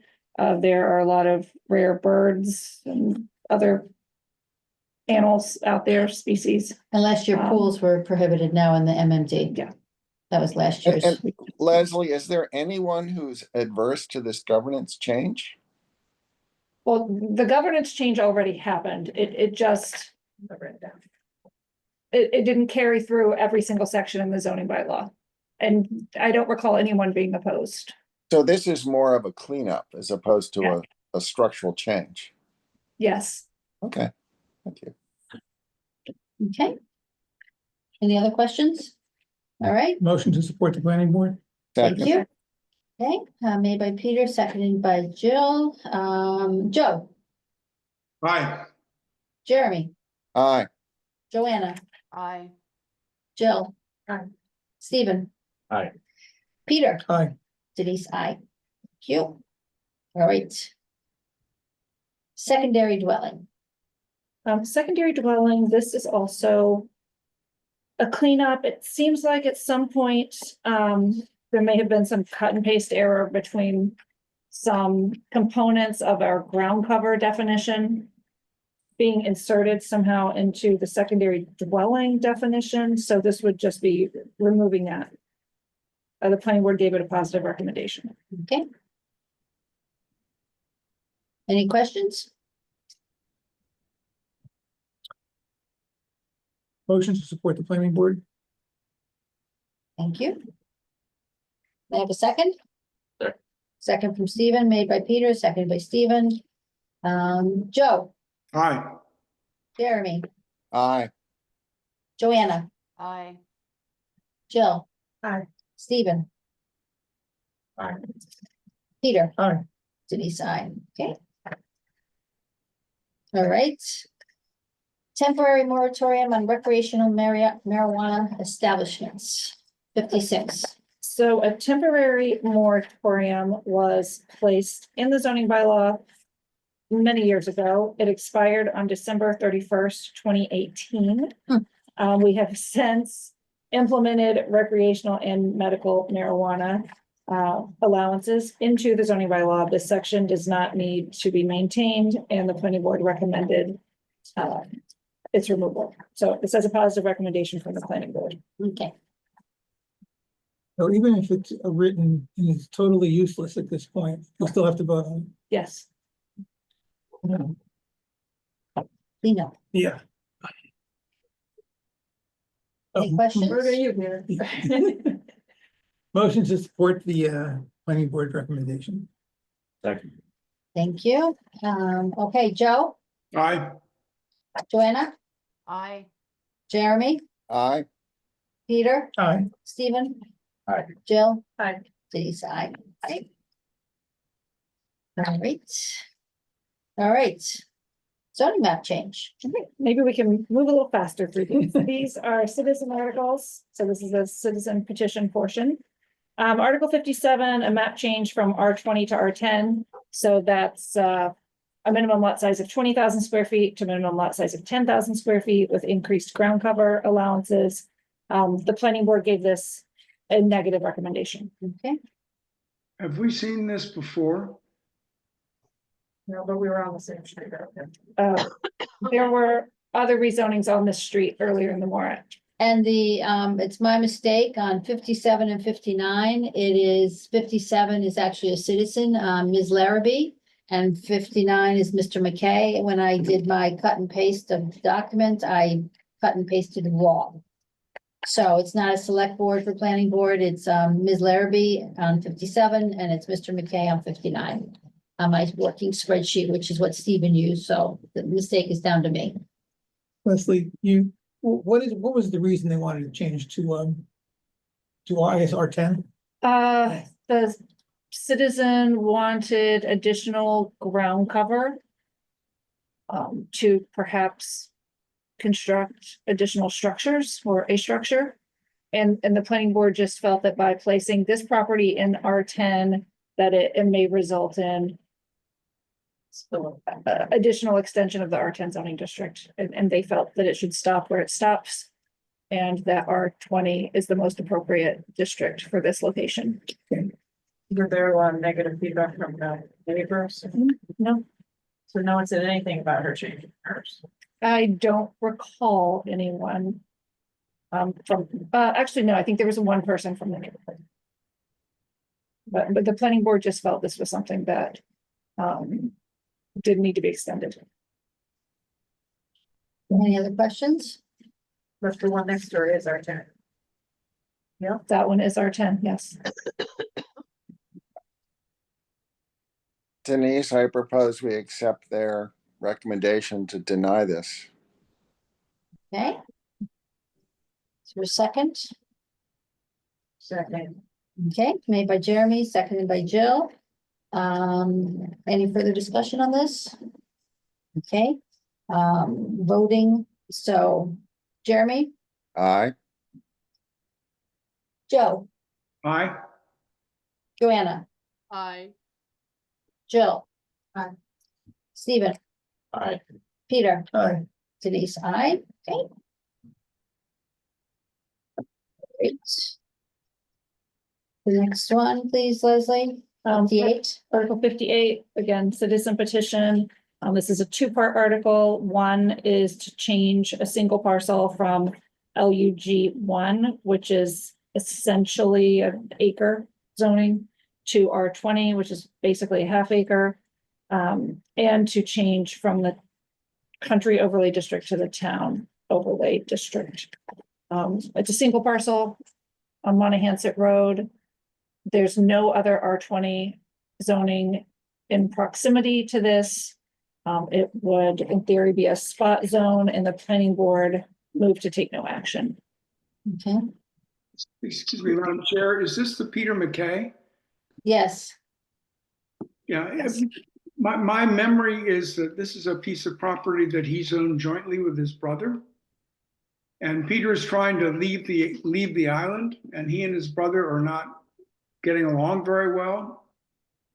And for him, he can't leave the island without being able to split. It's essentially severing the property, correct? So if the property were rezoned to R20, they could divide it into 2 lots. That's what they want to do, is so that Peter can have some value in something he can sell. I don't think there's a desire to redevelop. It's just it's one lot that they want to split into 2 because the 2 brothers don't get along. And Peter wants to move off island and sell his house. Do they both have houses on that piece of property? Yeah, they Yeah. each have houses that they've occupied for many years. And they're side by each. Yeah. So why are the planning board against it? Well, a couple of reasons. One, it's not an accepted planning practice to rezone individual properties into a district that is completely isolated. So there's no R20 around there. 2, the planning board was concerned that other property owners would ask to do the same thing. And again, it's not a good planning practice. It can be challenged to spot zoning at the Attorney General level. And the planning board made a motion to take no action. They had a lot of discussion, a lot of discussion, but that's where they ended up. You can open up a can of worms, I can see that. Well, I have a question. Did both brothers want to do this? Yes. They both want to do it, or whether they? yeah, they could both just sell, right? They're in agreement on But that. you Or can maybe sell the one brother wants to stay. You get a lot more money selling it to 2 separate people than I think selling it to 1 person. I would think. Okay, But Okay, who knows? Okay, motion to wait, support. oops, Oh, hang on a sorry, go ahead. second. Why take no action instead of a negative recommendation? Out of curiosity. I don't recall if they specifically discussed a negative recommendation, but the planning board tends to make motions to take no action. Okay. All right, And if I said they made a negative recommendation on another one, I may have spoken 57. incorrectly. You said 57 was negative recommendation. The practice has changed over time. 57 was take no action. Okay, so yeah, that's why I was wondering why one was take, okay. It's a shame Chris isn't here because he is expert on take no action. Okay, now go ahead, Peter, sorry. Okay, a motion to support the planning board recommendation. So Second. The second made by Peter, seconded by Jill. Jill. Aye. Stephen, Aye. Peter, Jeremy, Aye. Joe, Just hope my Boston accent doesn't come out when I get. okay, I'm gonna be a nay. okay, hold on a second then, let me write that down. It's Joe, okay, let me, 58, okay, Joanna, Aye. Jeremy, Aye. okay, Denise, I, okay, thank you. 59, and 59 is also. That's the other one I got wrong, isn't it? Is that, who's 59, Peter McKay? Visco. Visco, oh, sorry, Dave Visco, sorry. 59, the public hearing is still open. The planning board had a lot of discussion about this at a prior meeting. It's scheduled for now. Actually, they may have already taken a motion. No, I don't have a text about it. But I believe their intent was to take no action. The property owner had expressed an interest in the board not moving forward. So we'll wait on So we'll have 59 to as wait on well, 59. TBD, like 48. TBD. So Article 60 up until 64, I think, are articles that I am not participating in, so I cannot go over those with you. All right, so Stephen is now recused as a member of the finance committee, correct, Stephen? That is correct. Okay, and now you're sitting at the table as a member of the public. Yes. I Thank am you. the proponent. Yes, you are the proponent. And Okay. And did you do 65 though, Leslie? Yes. So let's, Stephen, if you wouldn't mind, can we do 65 so Leslie can read? Please, Okay. not, no. That sounded really well. No. Yes, yes, please Somebody- reorganize, but Leslie, not please leave. Stop digging, Stephen, stop digging. Okay, 65, please. Okay, 65. Oh, 65. The planning board closed the public hearing, they made a motion. Then we realized it didn't really accomplish what was intended, so that's been re-advertised. Okay. That's There's a, gonna be a new motion for that one. that's a TBD. Okay, Leslie, thank you so much for being here. Oh, okay, good. Then you're all set. We'll go Great. back to 60 now. Thank you. Thanks a lot. Bye, And- Leslie. Are Have a these great the night. last ones we're doing here for Stevens? Yeah, 60 to 64 will be our final ones. Okay, great. I'm just asking because of timing. Yeah. Yep, yep. And we should still finish by 6, I think. Okay. We'll see. And then Leslie, we'll see you back again for the zoning articles in short-term rentals on the 18th, Yes. correct? Yep. Thank you. All right, thank you, guys. You guys put me through the ringer. Megan Trudell's been the primary voice of zoning, and I've just been in the background. Who promoted So you? this is my first run through. And you did great. Oh, have a good night, everybody. You too. Good night. Thanks, Leslie. Okay, now Stephen, my understanding on, you have a positive recommendation on 60, 61. Why don't you just tell us what you have, rather than me? Sure, Talking. so actually it's backwards. So Okay, thank Article you. 60, I requested the planning board take a negative action, and they did move not to adopt on Okay. Article 60. Or did they do take no action? I believe it was not to adopt. That's Okay. what I requested. All right. It was meant to be forceful and close that Emphatic. for forever. Okay, all right. So, do you want to explain why? Yeah, so Article 60 and 61 propose to change the zoning of two portions of essentially the same property. So 13A Woodland Drive is a small trapezoidal, it's about 20,000 square feet within that red line. So you can see that faint Oh, yeah. line within there. Yep. Yeah, so we have some very old maps which show what the area used to look like, and there's something called Oniska Avenue, and there's a different Pochik, and there's several other streets, and that little triangle area was created by some roads, some paper roads, which were never created. But property history is strange, and 13A Woodland Drive was never merged with the rest of 13 Woodland Drive. So that's why the article references two things. But essentially, Article 60 addressed the portion of these properties which is already in the R20 zoning district. And so that's why it's all shaded blue. It already matches the rest of Woodland Drive. My request had been to move that zoning to R10, which would have allowed a change from 4 buildable lots to 7 buildable lots. But after a lot of consideration and really thoughtful input and productive conversations with neighbors, I made the decision that I do not want to pursue that change. And I'm working toward a plan which hopefully includes rezoning the other portion of the property, which we'll get to in a second for Article 61, where the entire property would be in one zoning district, the R20 district, which would then create one uniform zone for the property and one uniform zone for all of the properties on Woodland Drive. Okay, thank you. So the planning board said motion not to adopt. Any further questions for Stephen? Jill? Do you want to go through all of them so you can explain what you're doing for the whole thing? Like, cohesively, or do you want to just do it article by article? Whichever way makes sense. Because if you I guess my question is about the flex program that planning board has, right? Is that their special permit? Flex development is a special permit.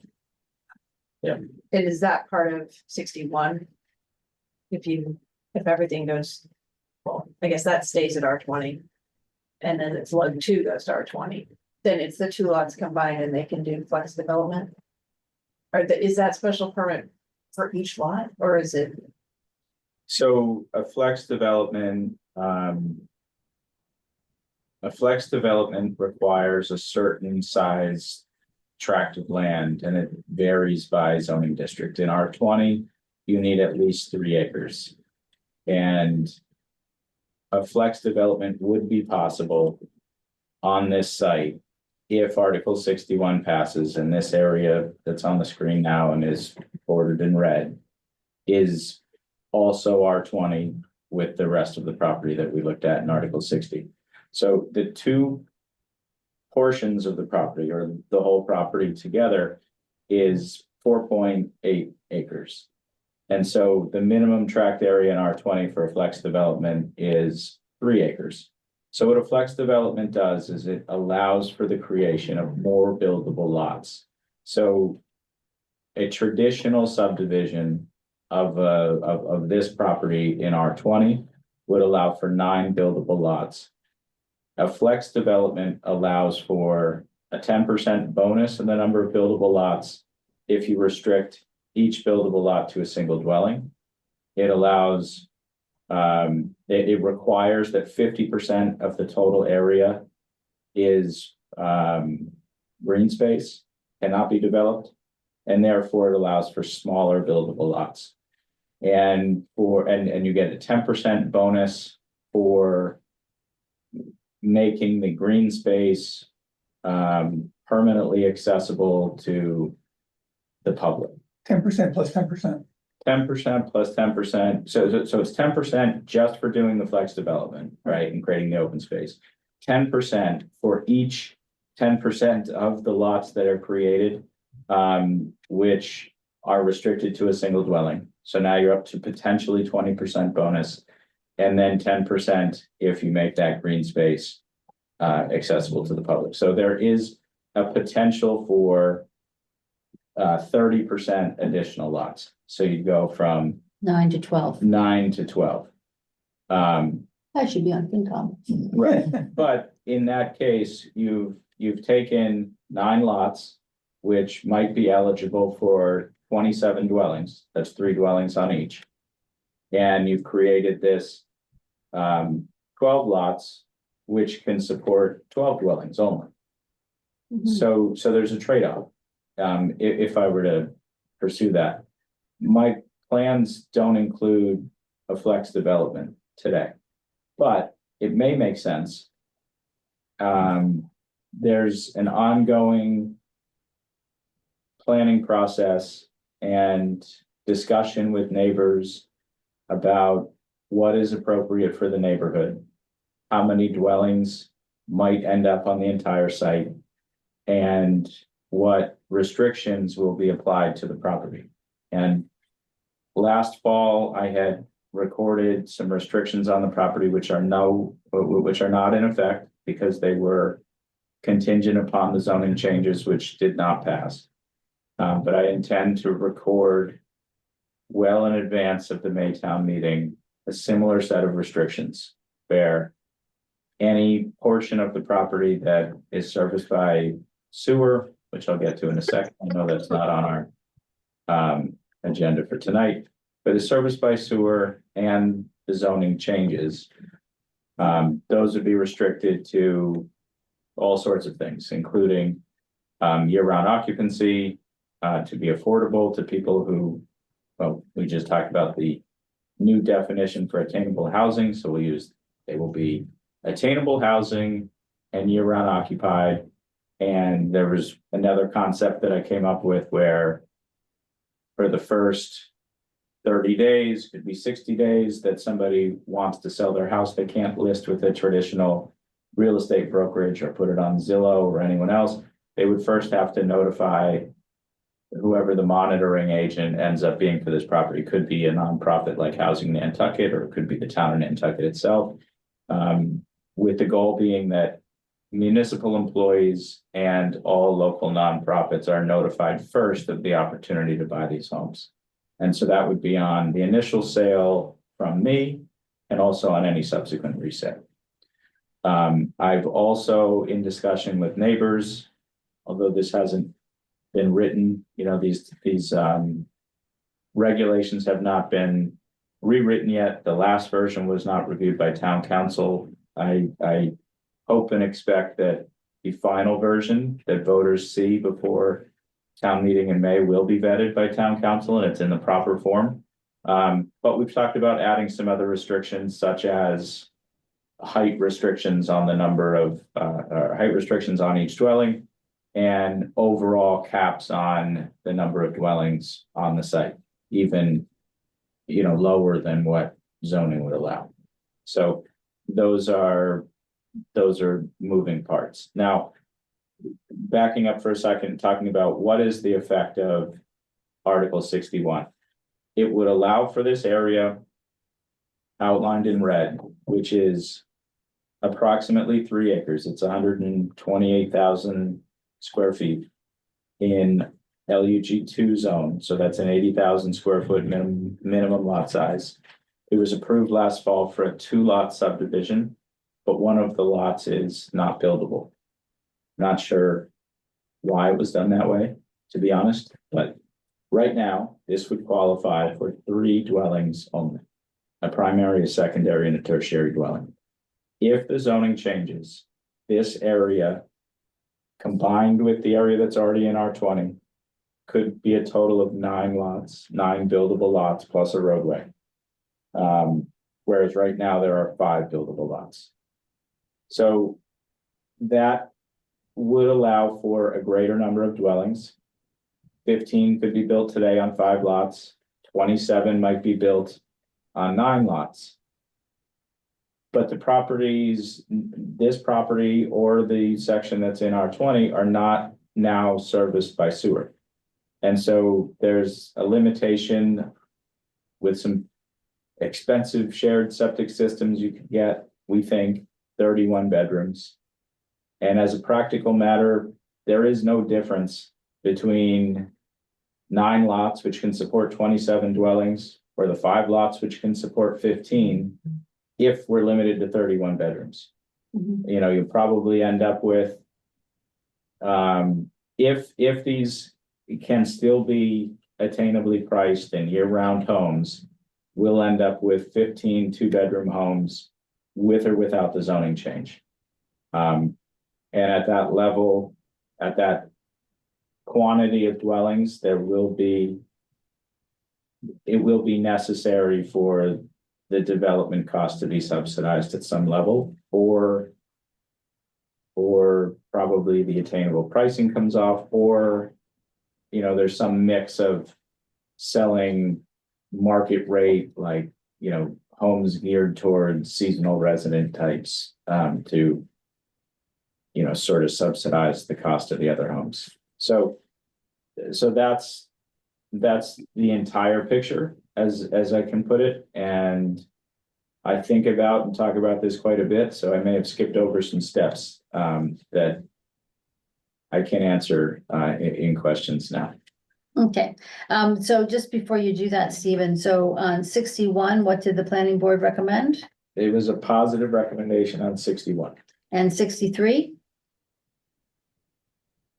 The overlay, you pulled that. 63. I didn't pull the overlay, but it was recommended by the planning board that 63 and I think the next one 64. Correct. Yeah, those both got, yeah, okay, so those both got take no action. Okay, And so I put those forward because in the town's master plan, it suggests that town zoning districts, which includes the residential 20 district, ought to be in the town overlay, not the country overlay district. There are other considerations such as the availability of public transportation and sidewalks and other concerns that the planning board had. The rest of Woodland Drive is not in the town overlay district, so with the theory that we're making this whole property more like the rest of Woodland Drive, it's appropriate that this property remain in the town overlay. Okay, Excuse me. The country overlay. I was getting it backwards, yeah. But essentially make no change to the overlay district. okay. Do you know what they motioned on Cliff's article, 62? Oh, sorry, Take on. take no action, okay. Okay, all right. Thank you, Stephen. Questions for Stephen? Stephen, can you tell us what your plans are? What do you want to do on this property? If all this stuff gets, if you get approved on where you can get approved. Yeah. What do you want to do? I want to produce year-round ownership homes, freestanding homes, at attainable pricing with year-round occupancy restrictions. And some of those other restrictions that I alluded to. So what's the difference between this proposal and the proposal you had last time meeting? With 9 lots, this property could be approved for 27 dwellings. Last year, the proposal was for 40. Other questions for Stephen? Me, Yeah. I do. Joanna, go ahead. So you've reduced the density from 40 to 27. Maximum, that's it. That's Yeah. correct. And then when you discussed this at the planning board, so they had a more favorable response to this idea.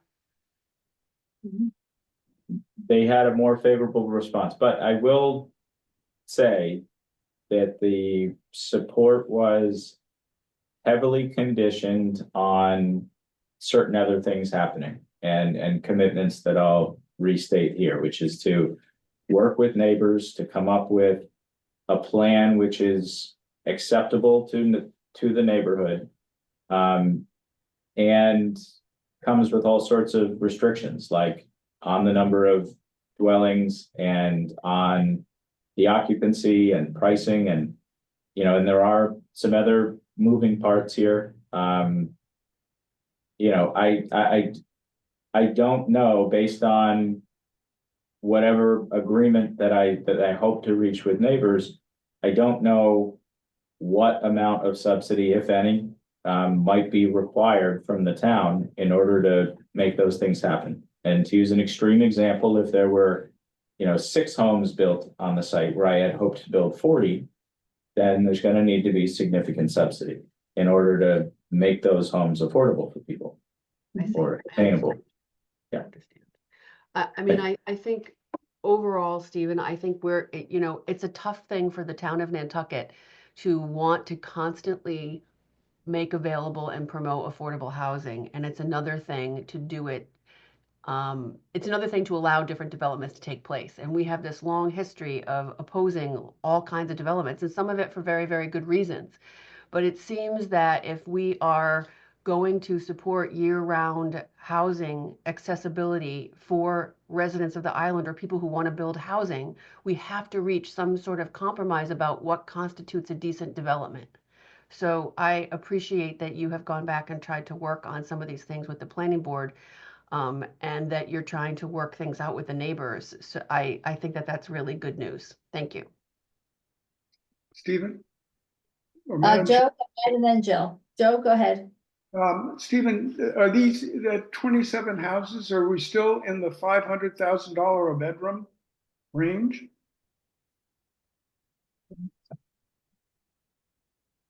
So, Right, yeah, just to bring everybody up to speed, Joe had emailed me and asked, if you could do everything you wanted to do and you're building the 36 dwellings, what would be the sale price for those things? And there's a hard cap for attainable housing or for that 240% AMI.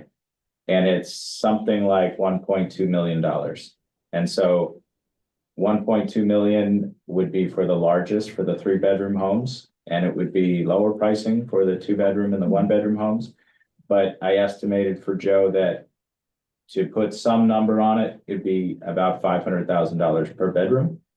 And, you know, I would say, Joe, that's still up in the air. I mean, I don't know whether the neighborhood's going to support anything that's going to allow for a single more dwelling than what would be allowed today. And what would be allowed today, again, just to get back to the number of dwellings, is 15. And so, for instance, if we're limited to 15 dwellings, which can be built today, and there is no sewer, then it doesn't probably make sense to put any restrictions on the property. And what would happen in that case, or one likely scenario in that case, is that the 4 lots which were approved for division last September would be sold off, and somebody would develop them for, you know, seasonal type housing. And then we'd be left with this very large 3-acre parcel. And I don't know what would happen with that, but it would only be eligible for 3 dwellings, in which case those probably also don't become year-round housing. What I thought I saw, and I think it's, from what I'm hearing from Stephen, this is still a work in progress. But 36 dwellings with an average of 500,000 a bedroom is based on what I know from the Capital Program Committee 2025 report. The 6 houses that the airport is building, the airport is building, are $1 million a bedroom. The Waite Drive, and I'm not sure who's financing that, but they said that it was about $492,000 a bedroom. I think if there's a way the town can get 36 bedrooms at a cost of $500,000 a bedroom, that's a hell of a deal for the town. And it's a step in the solution, or in the mitigation of the housing affordability issue that Nantucket has, and which is the #1 item on its goals. So what I'm hearing from Stephen is that this is still a work in progress. But there is something in here that to me sounds extremely attractive. Yeah, it's very, very much a work in progress, and the conversations with neighbors, particularly over the last couple of weeks, in which we've had we've had 4 group meetings in addition to one-on-one conversations that I've had the tenor of the discussions is that it's cooperative. I think people would like to find a solution. And so, just to make it very clear, when I say there might be 27 dwellings, that is the maximum. I'm not seeking the maximum. What I'm seeking is the end result of there being year-round housing at attainable prices. And the exact number of those dwellings is much less important to me than the fact that there are year-round dwellings and that they are priced attainably. So agreement with the neighbors is a major part of that. And so I'm very hopeful that our conversations continue toward some agreement. And then I will appear before the Affordable Housing Trust, and hopefully they will also support a plan. And so this can all move forward. Thank you. Jeremy, go ahead, and then Erica, I'll go to you. Jeremy? Yeah, thanks, Denise. Steve, I think that Joe's got it right. This is a very attractive project you're working on, but what I'm confused on is what we are being asked to approve, given that there still seem to be so many moving parts in here, including on the part of the planning board.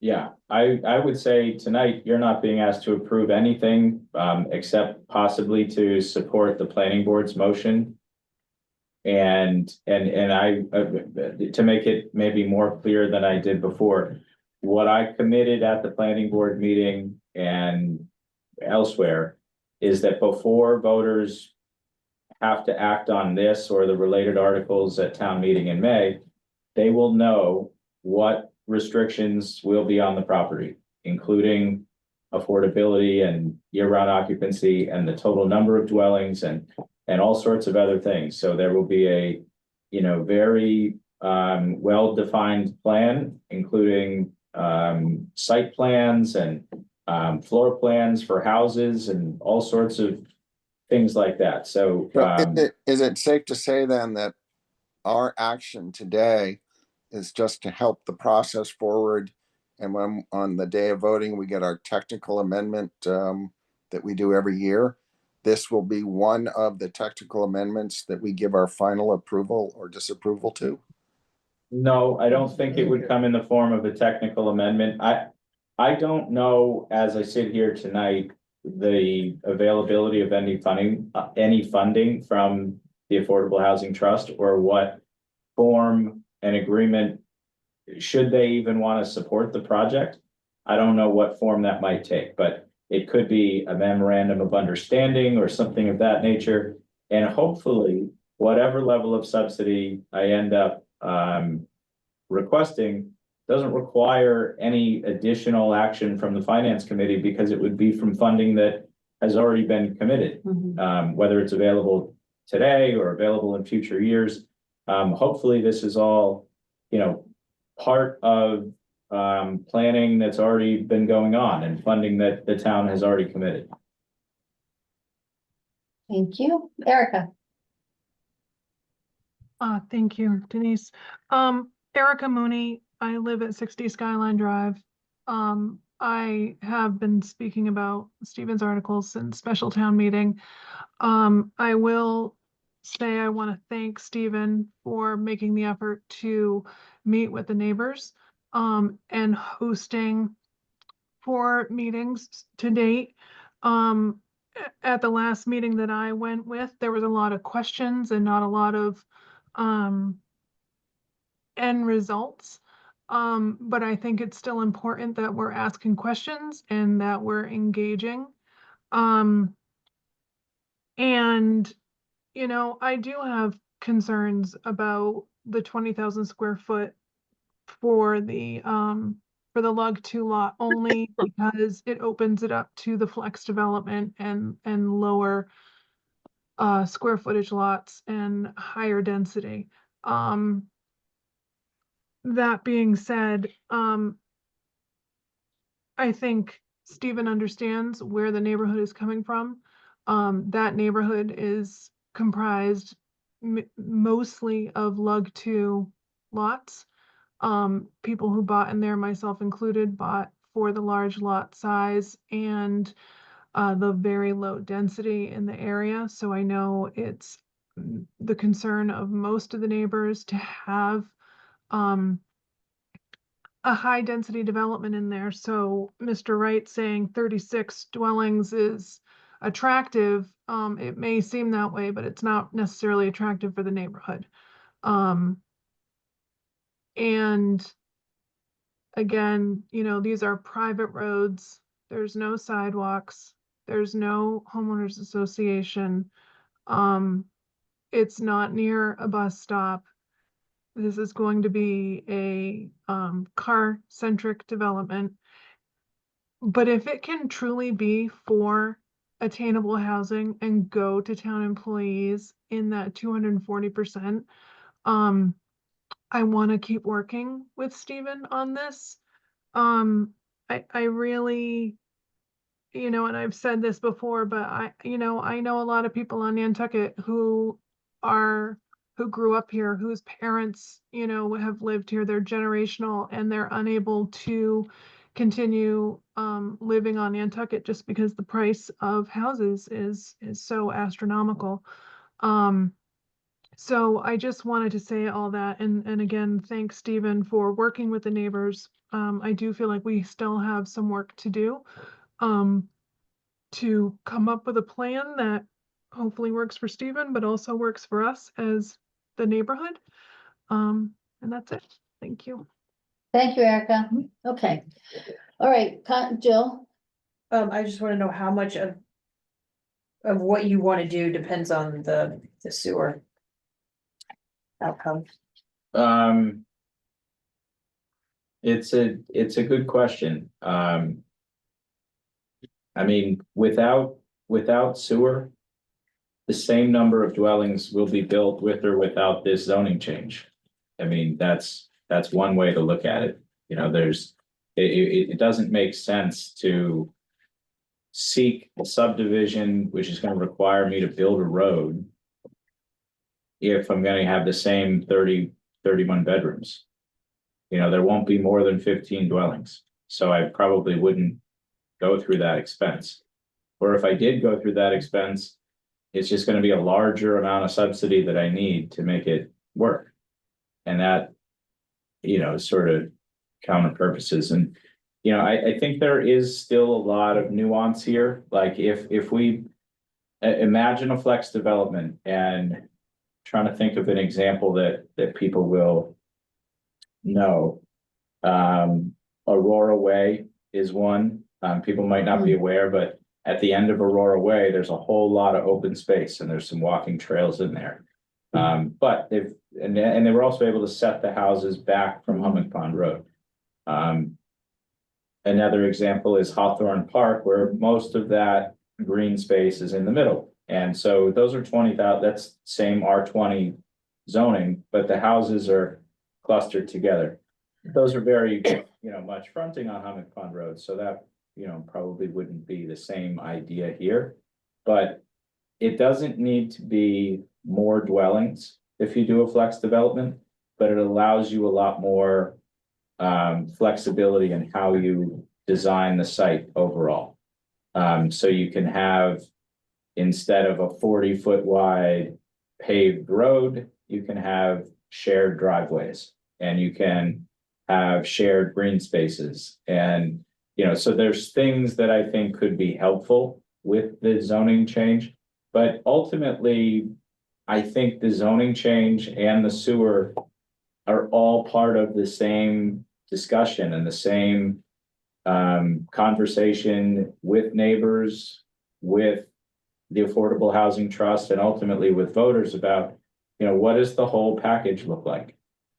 You know, and if people don't like what the end result is going to look like, then it won't get support, and the property will be developed by somebody else, but under the current rules. And so, you know, I've been at this for a while, and I'm encouraged by recent progress. I really do think that the neighbors in this area want to see something good come out of this property, and I'm committed to coming up with concepts that will win their support. So that's where we are. Okay, thank you, Stephen. All right, at this point, Madam Chair? yes, go ahead, Art. Thank you. Sorry, I didn't mean to just interrupt. I just had my hand up and I didn't know how to do the digital hands. Could I have a couple minutes, please? Sure, go ahead. Thank you. I also, Arthur Gasparo, I have been in discussions with Stephen and appreciate his willingness to discuss the project. And I think I'd just like to bring a couple points to your attention. What you've heard a lot tonight is good intentions, but the devil's in the detail, and there's some uncertainty. Quite a bit of uncertainty as to, you know, what might be allowed through supporting this zoning article. The planning board spent over 2 hours on it, and it was a 3-2 vote, just so that you know. And, you know, with the flex development, I think what needs to be kept in mind is that, you know, if it was to, you have to kind of look at it, I think, from if you're going to support a zoning change, that the maximum could happen. Even with the best of intentions, you know, the property could be sold the next day and you cannot do a zoning change. I understand there's potential restrictions coming, but again, those aren't in place yet, and I'll get to that. But, you know, a maximum looking at 12 lots times 3 dwellings with flex is 36 lots. Flex allows 7,500 square foot lots. So that'd be 36 houses that could all be individually sold. Mr. Mori has, correctly referenced the 15 dwellings that could be built right now, but there's really only 5 lots, and those would be sold, those aren't going to be sold under separate ownership. So those are really 5 properties as opposed to 36 properties. And I think from a finance committee perspective, it's important to keep in mind, the impact strain on town services, as well, that comes along with, more than doubling amount of dwelling units, and actually significantly compounding that when so considered as properties that could be sold in fee ownership. And it's really about that. I think that what I know I'm pushing the ball up the hill, but I'd like to appeal to you to not support the planning board recommendation at this time, and only to allow time up between now and town meeting to actually get all these details worked out with Mr. Mori, and follow the earlier comment that, it would be a technical amendment or a change that you could do prior to town meeting. There's, you've heard that if certain subsidies aren't obtained, then this doesn't go forward. But what happens if the zoning change happens and the subsidies aren't, gained? I think that it's very important to consider the ramifications of such a change without the associated restrictions, really laid out exactly what's going to happen. And there's huge variability between on-site septic, which would restrict 31 bedrooms overall, versus sewer, which would be unlimited bedrooms, basements, etc. And there's 14 dwellings on Woodland right now, and you're starting to talk about possibly adding 36. Again, on plowed, we've been dealing with icy roads. There's no plowing of the road, these roads, there's no sanding of the roads, there's no maintenance. There's no sidewalks. I don't want to be repetitive. I know you're late in the meeting, so I would hope that it would be moved to take not to support the planning board, but with a commitment to revisit this, and we'll committed to continue to work with Mr. Mori, and perhaps, he could get the support of the neighborhood, and, before town meeting, and I think things would go much better. So thank you for your time. Thank you, Art. Okay, Just 1 minute. go ahead, Stephen. Thank you. Art, I don't think that your math is correct. If we were to get the flex development, in order for there to be a 30% bonus in lots, which would bring it up to the 12, each lot would have to be restricted to a single dwelling. So there's no scenario where there's a flex development with 12 lots and 36 dwellings. It's not possible.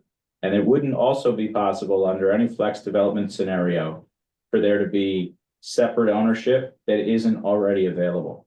So separate ownership can happen on these 4 R20 lots with a duplex and an ADU. And you and I spoke on the last meeting, and it's an open question about whether an ADU can be owned separate from other dwellings, but I believe that it can be. I know that 2 parts of a duplex can be owned separately. And through the covenant program, for certain, that third dwelling could be. So there are opportunities without flex and without zoning change for 15 dwellings to be owned separately. But there is no scenario with or without flex development and with this zoning change where there could be as many as 36 dwellings. So those are important bits of clarification, I think. Thank you, Stephen. Okay. Jeremy, did you have something? This gets back to what I think decided on a couple of other things today, that there's just not sufficient clarity to vote on anything today. And maybe we should ask the planning board for, to move this thing forward. And then later this spring, when we do the technical amendment, Steve will have pulled everything together so we actually have clarity on what we're voting on. I mean, Well, I like the product.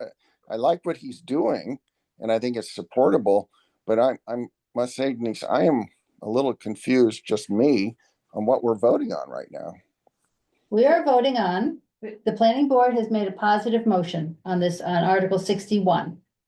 So they've made not to adopt on Article 60, so I don't think there's any drama there to follow the planning board. 61, they've made a positive motion on the zoning change. And then the other articles are all take no action. So that's what we're voting on. So it's, do we support the planning board, having spent 2 hours on this and getting to a positive motion? With the idea that we can always reopen this as it gets closer to town meeting. And honestly, we're not the primary motion. I hate to keep banging that drum, but I also believe that the planning board, it's really up to them to lead from the front on this one. I understand all the points of view that say finance committee can, and we have had in the past, we've disagreed with the planning board, but that's been once in the 7 years or 8 years I've been on finance committee. So that was one time. Jill? I just wanted to point out, I think what I heard at planning board Thursday, I was there for pickleball, Right. actually, but, that, you know, their vote was 3-2. Right, And they said that as this progressed, they might change their motion. Yeah. So they asked us, you know, how does that work for FinCom? And I just said, well, we can always change our motion if you change your motion. correct. But, you know, Dave Iverson and I think Nat, whoever on the planning board, I think they were clear that they want to see a project for attainable housing. I think that's what their motion was indicating for him to move forward with that. Yeah. And so that's, I think what that vote was for, that they expect to see more, and he's got, you know, a lot of work ahead of him, and it's not easy to get all that done in time, but the sewer commission meets, I think, March 5th. Yeah. So that will be a whole other. Yep. Discussion. Okay, thank you. Yeah, no, the planning board will easily revisit this if they need to or want to, between now and March 13th, which is when everything or March 11th, when everything has to be done.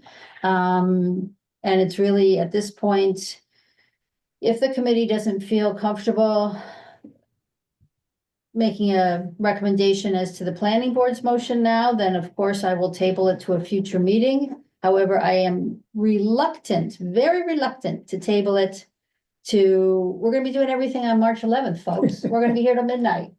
So it's.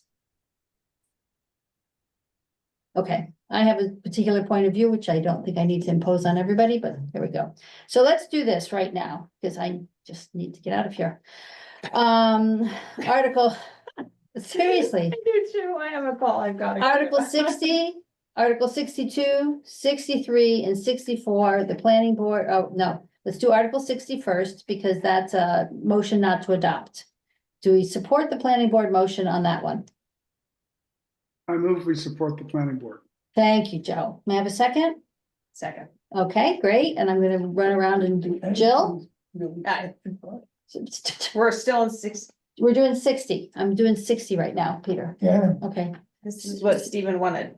that's what Stephen wanted, he wanted motion not to adopt. okay. Okay, so. Joe made the motion, Jill seconded, we're taking a vote, Jill, Aye. Stephen can't. Peter, thank you. Joe, Aye. Jeremy, Aye. Joanna, Aye. Denise, aye. Okay, we're supporting the planning board. All right, now I'm going to do 62, 63, and 64. Planning board was take no action on all three. It was the Cliff Williams and 2 of Stevens. So I am going to ask for one motion for all three, unless somebody wants to break them out one by one. Okay, may I have a motion for all three? I move. So, okay, to support the planning board motion? Yes. Okay, may I have a second? Second. Thank you. Okay, made by Joe, seconded by Peter, and Joe, Aye. Jeremy, Aye. Joanna, Aye. Jill, Aye. Peter, Aye. Denise, I. Okay. All right, now. 61, zoning map change, log 2 to R20, the one that we've just been discussing. Planning board gave it a positive motion, 3-2, for the simple reason that, from my understanding as well as what Jill just said, There was a lot of discussion, there's a lot of moving parts still, but directionally, they felt, I would say, I would offer it was directionally in a positive way. With the understanding that if Stephen, all the things that Stephen has discussed and presented, if the restrictions, et cetera, don't get done between now and May, and working with the neighbors doesn't get done, then the planning board would probably most likely revisit their motion at the end of, toward the end of the season, if you will, and then we would revisit our motion on their motion. Or we just table this for now. What's the preference of the committee? I Somebody think needs- we should proceed with the vote. Okay, What are you voting for? For positive recommendation? the planning board made a positive recommendation on this. So so Joanna has suggested that we go ahead and vote. I'm happy to make the motion to support the planning board. I'm happy to second. And okay, so we have a motion in a second, so we have to, any further discussion on the motion? Seeing none, we go ahead and vote. Hold on a second, let me just do this, because I think we might need it.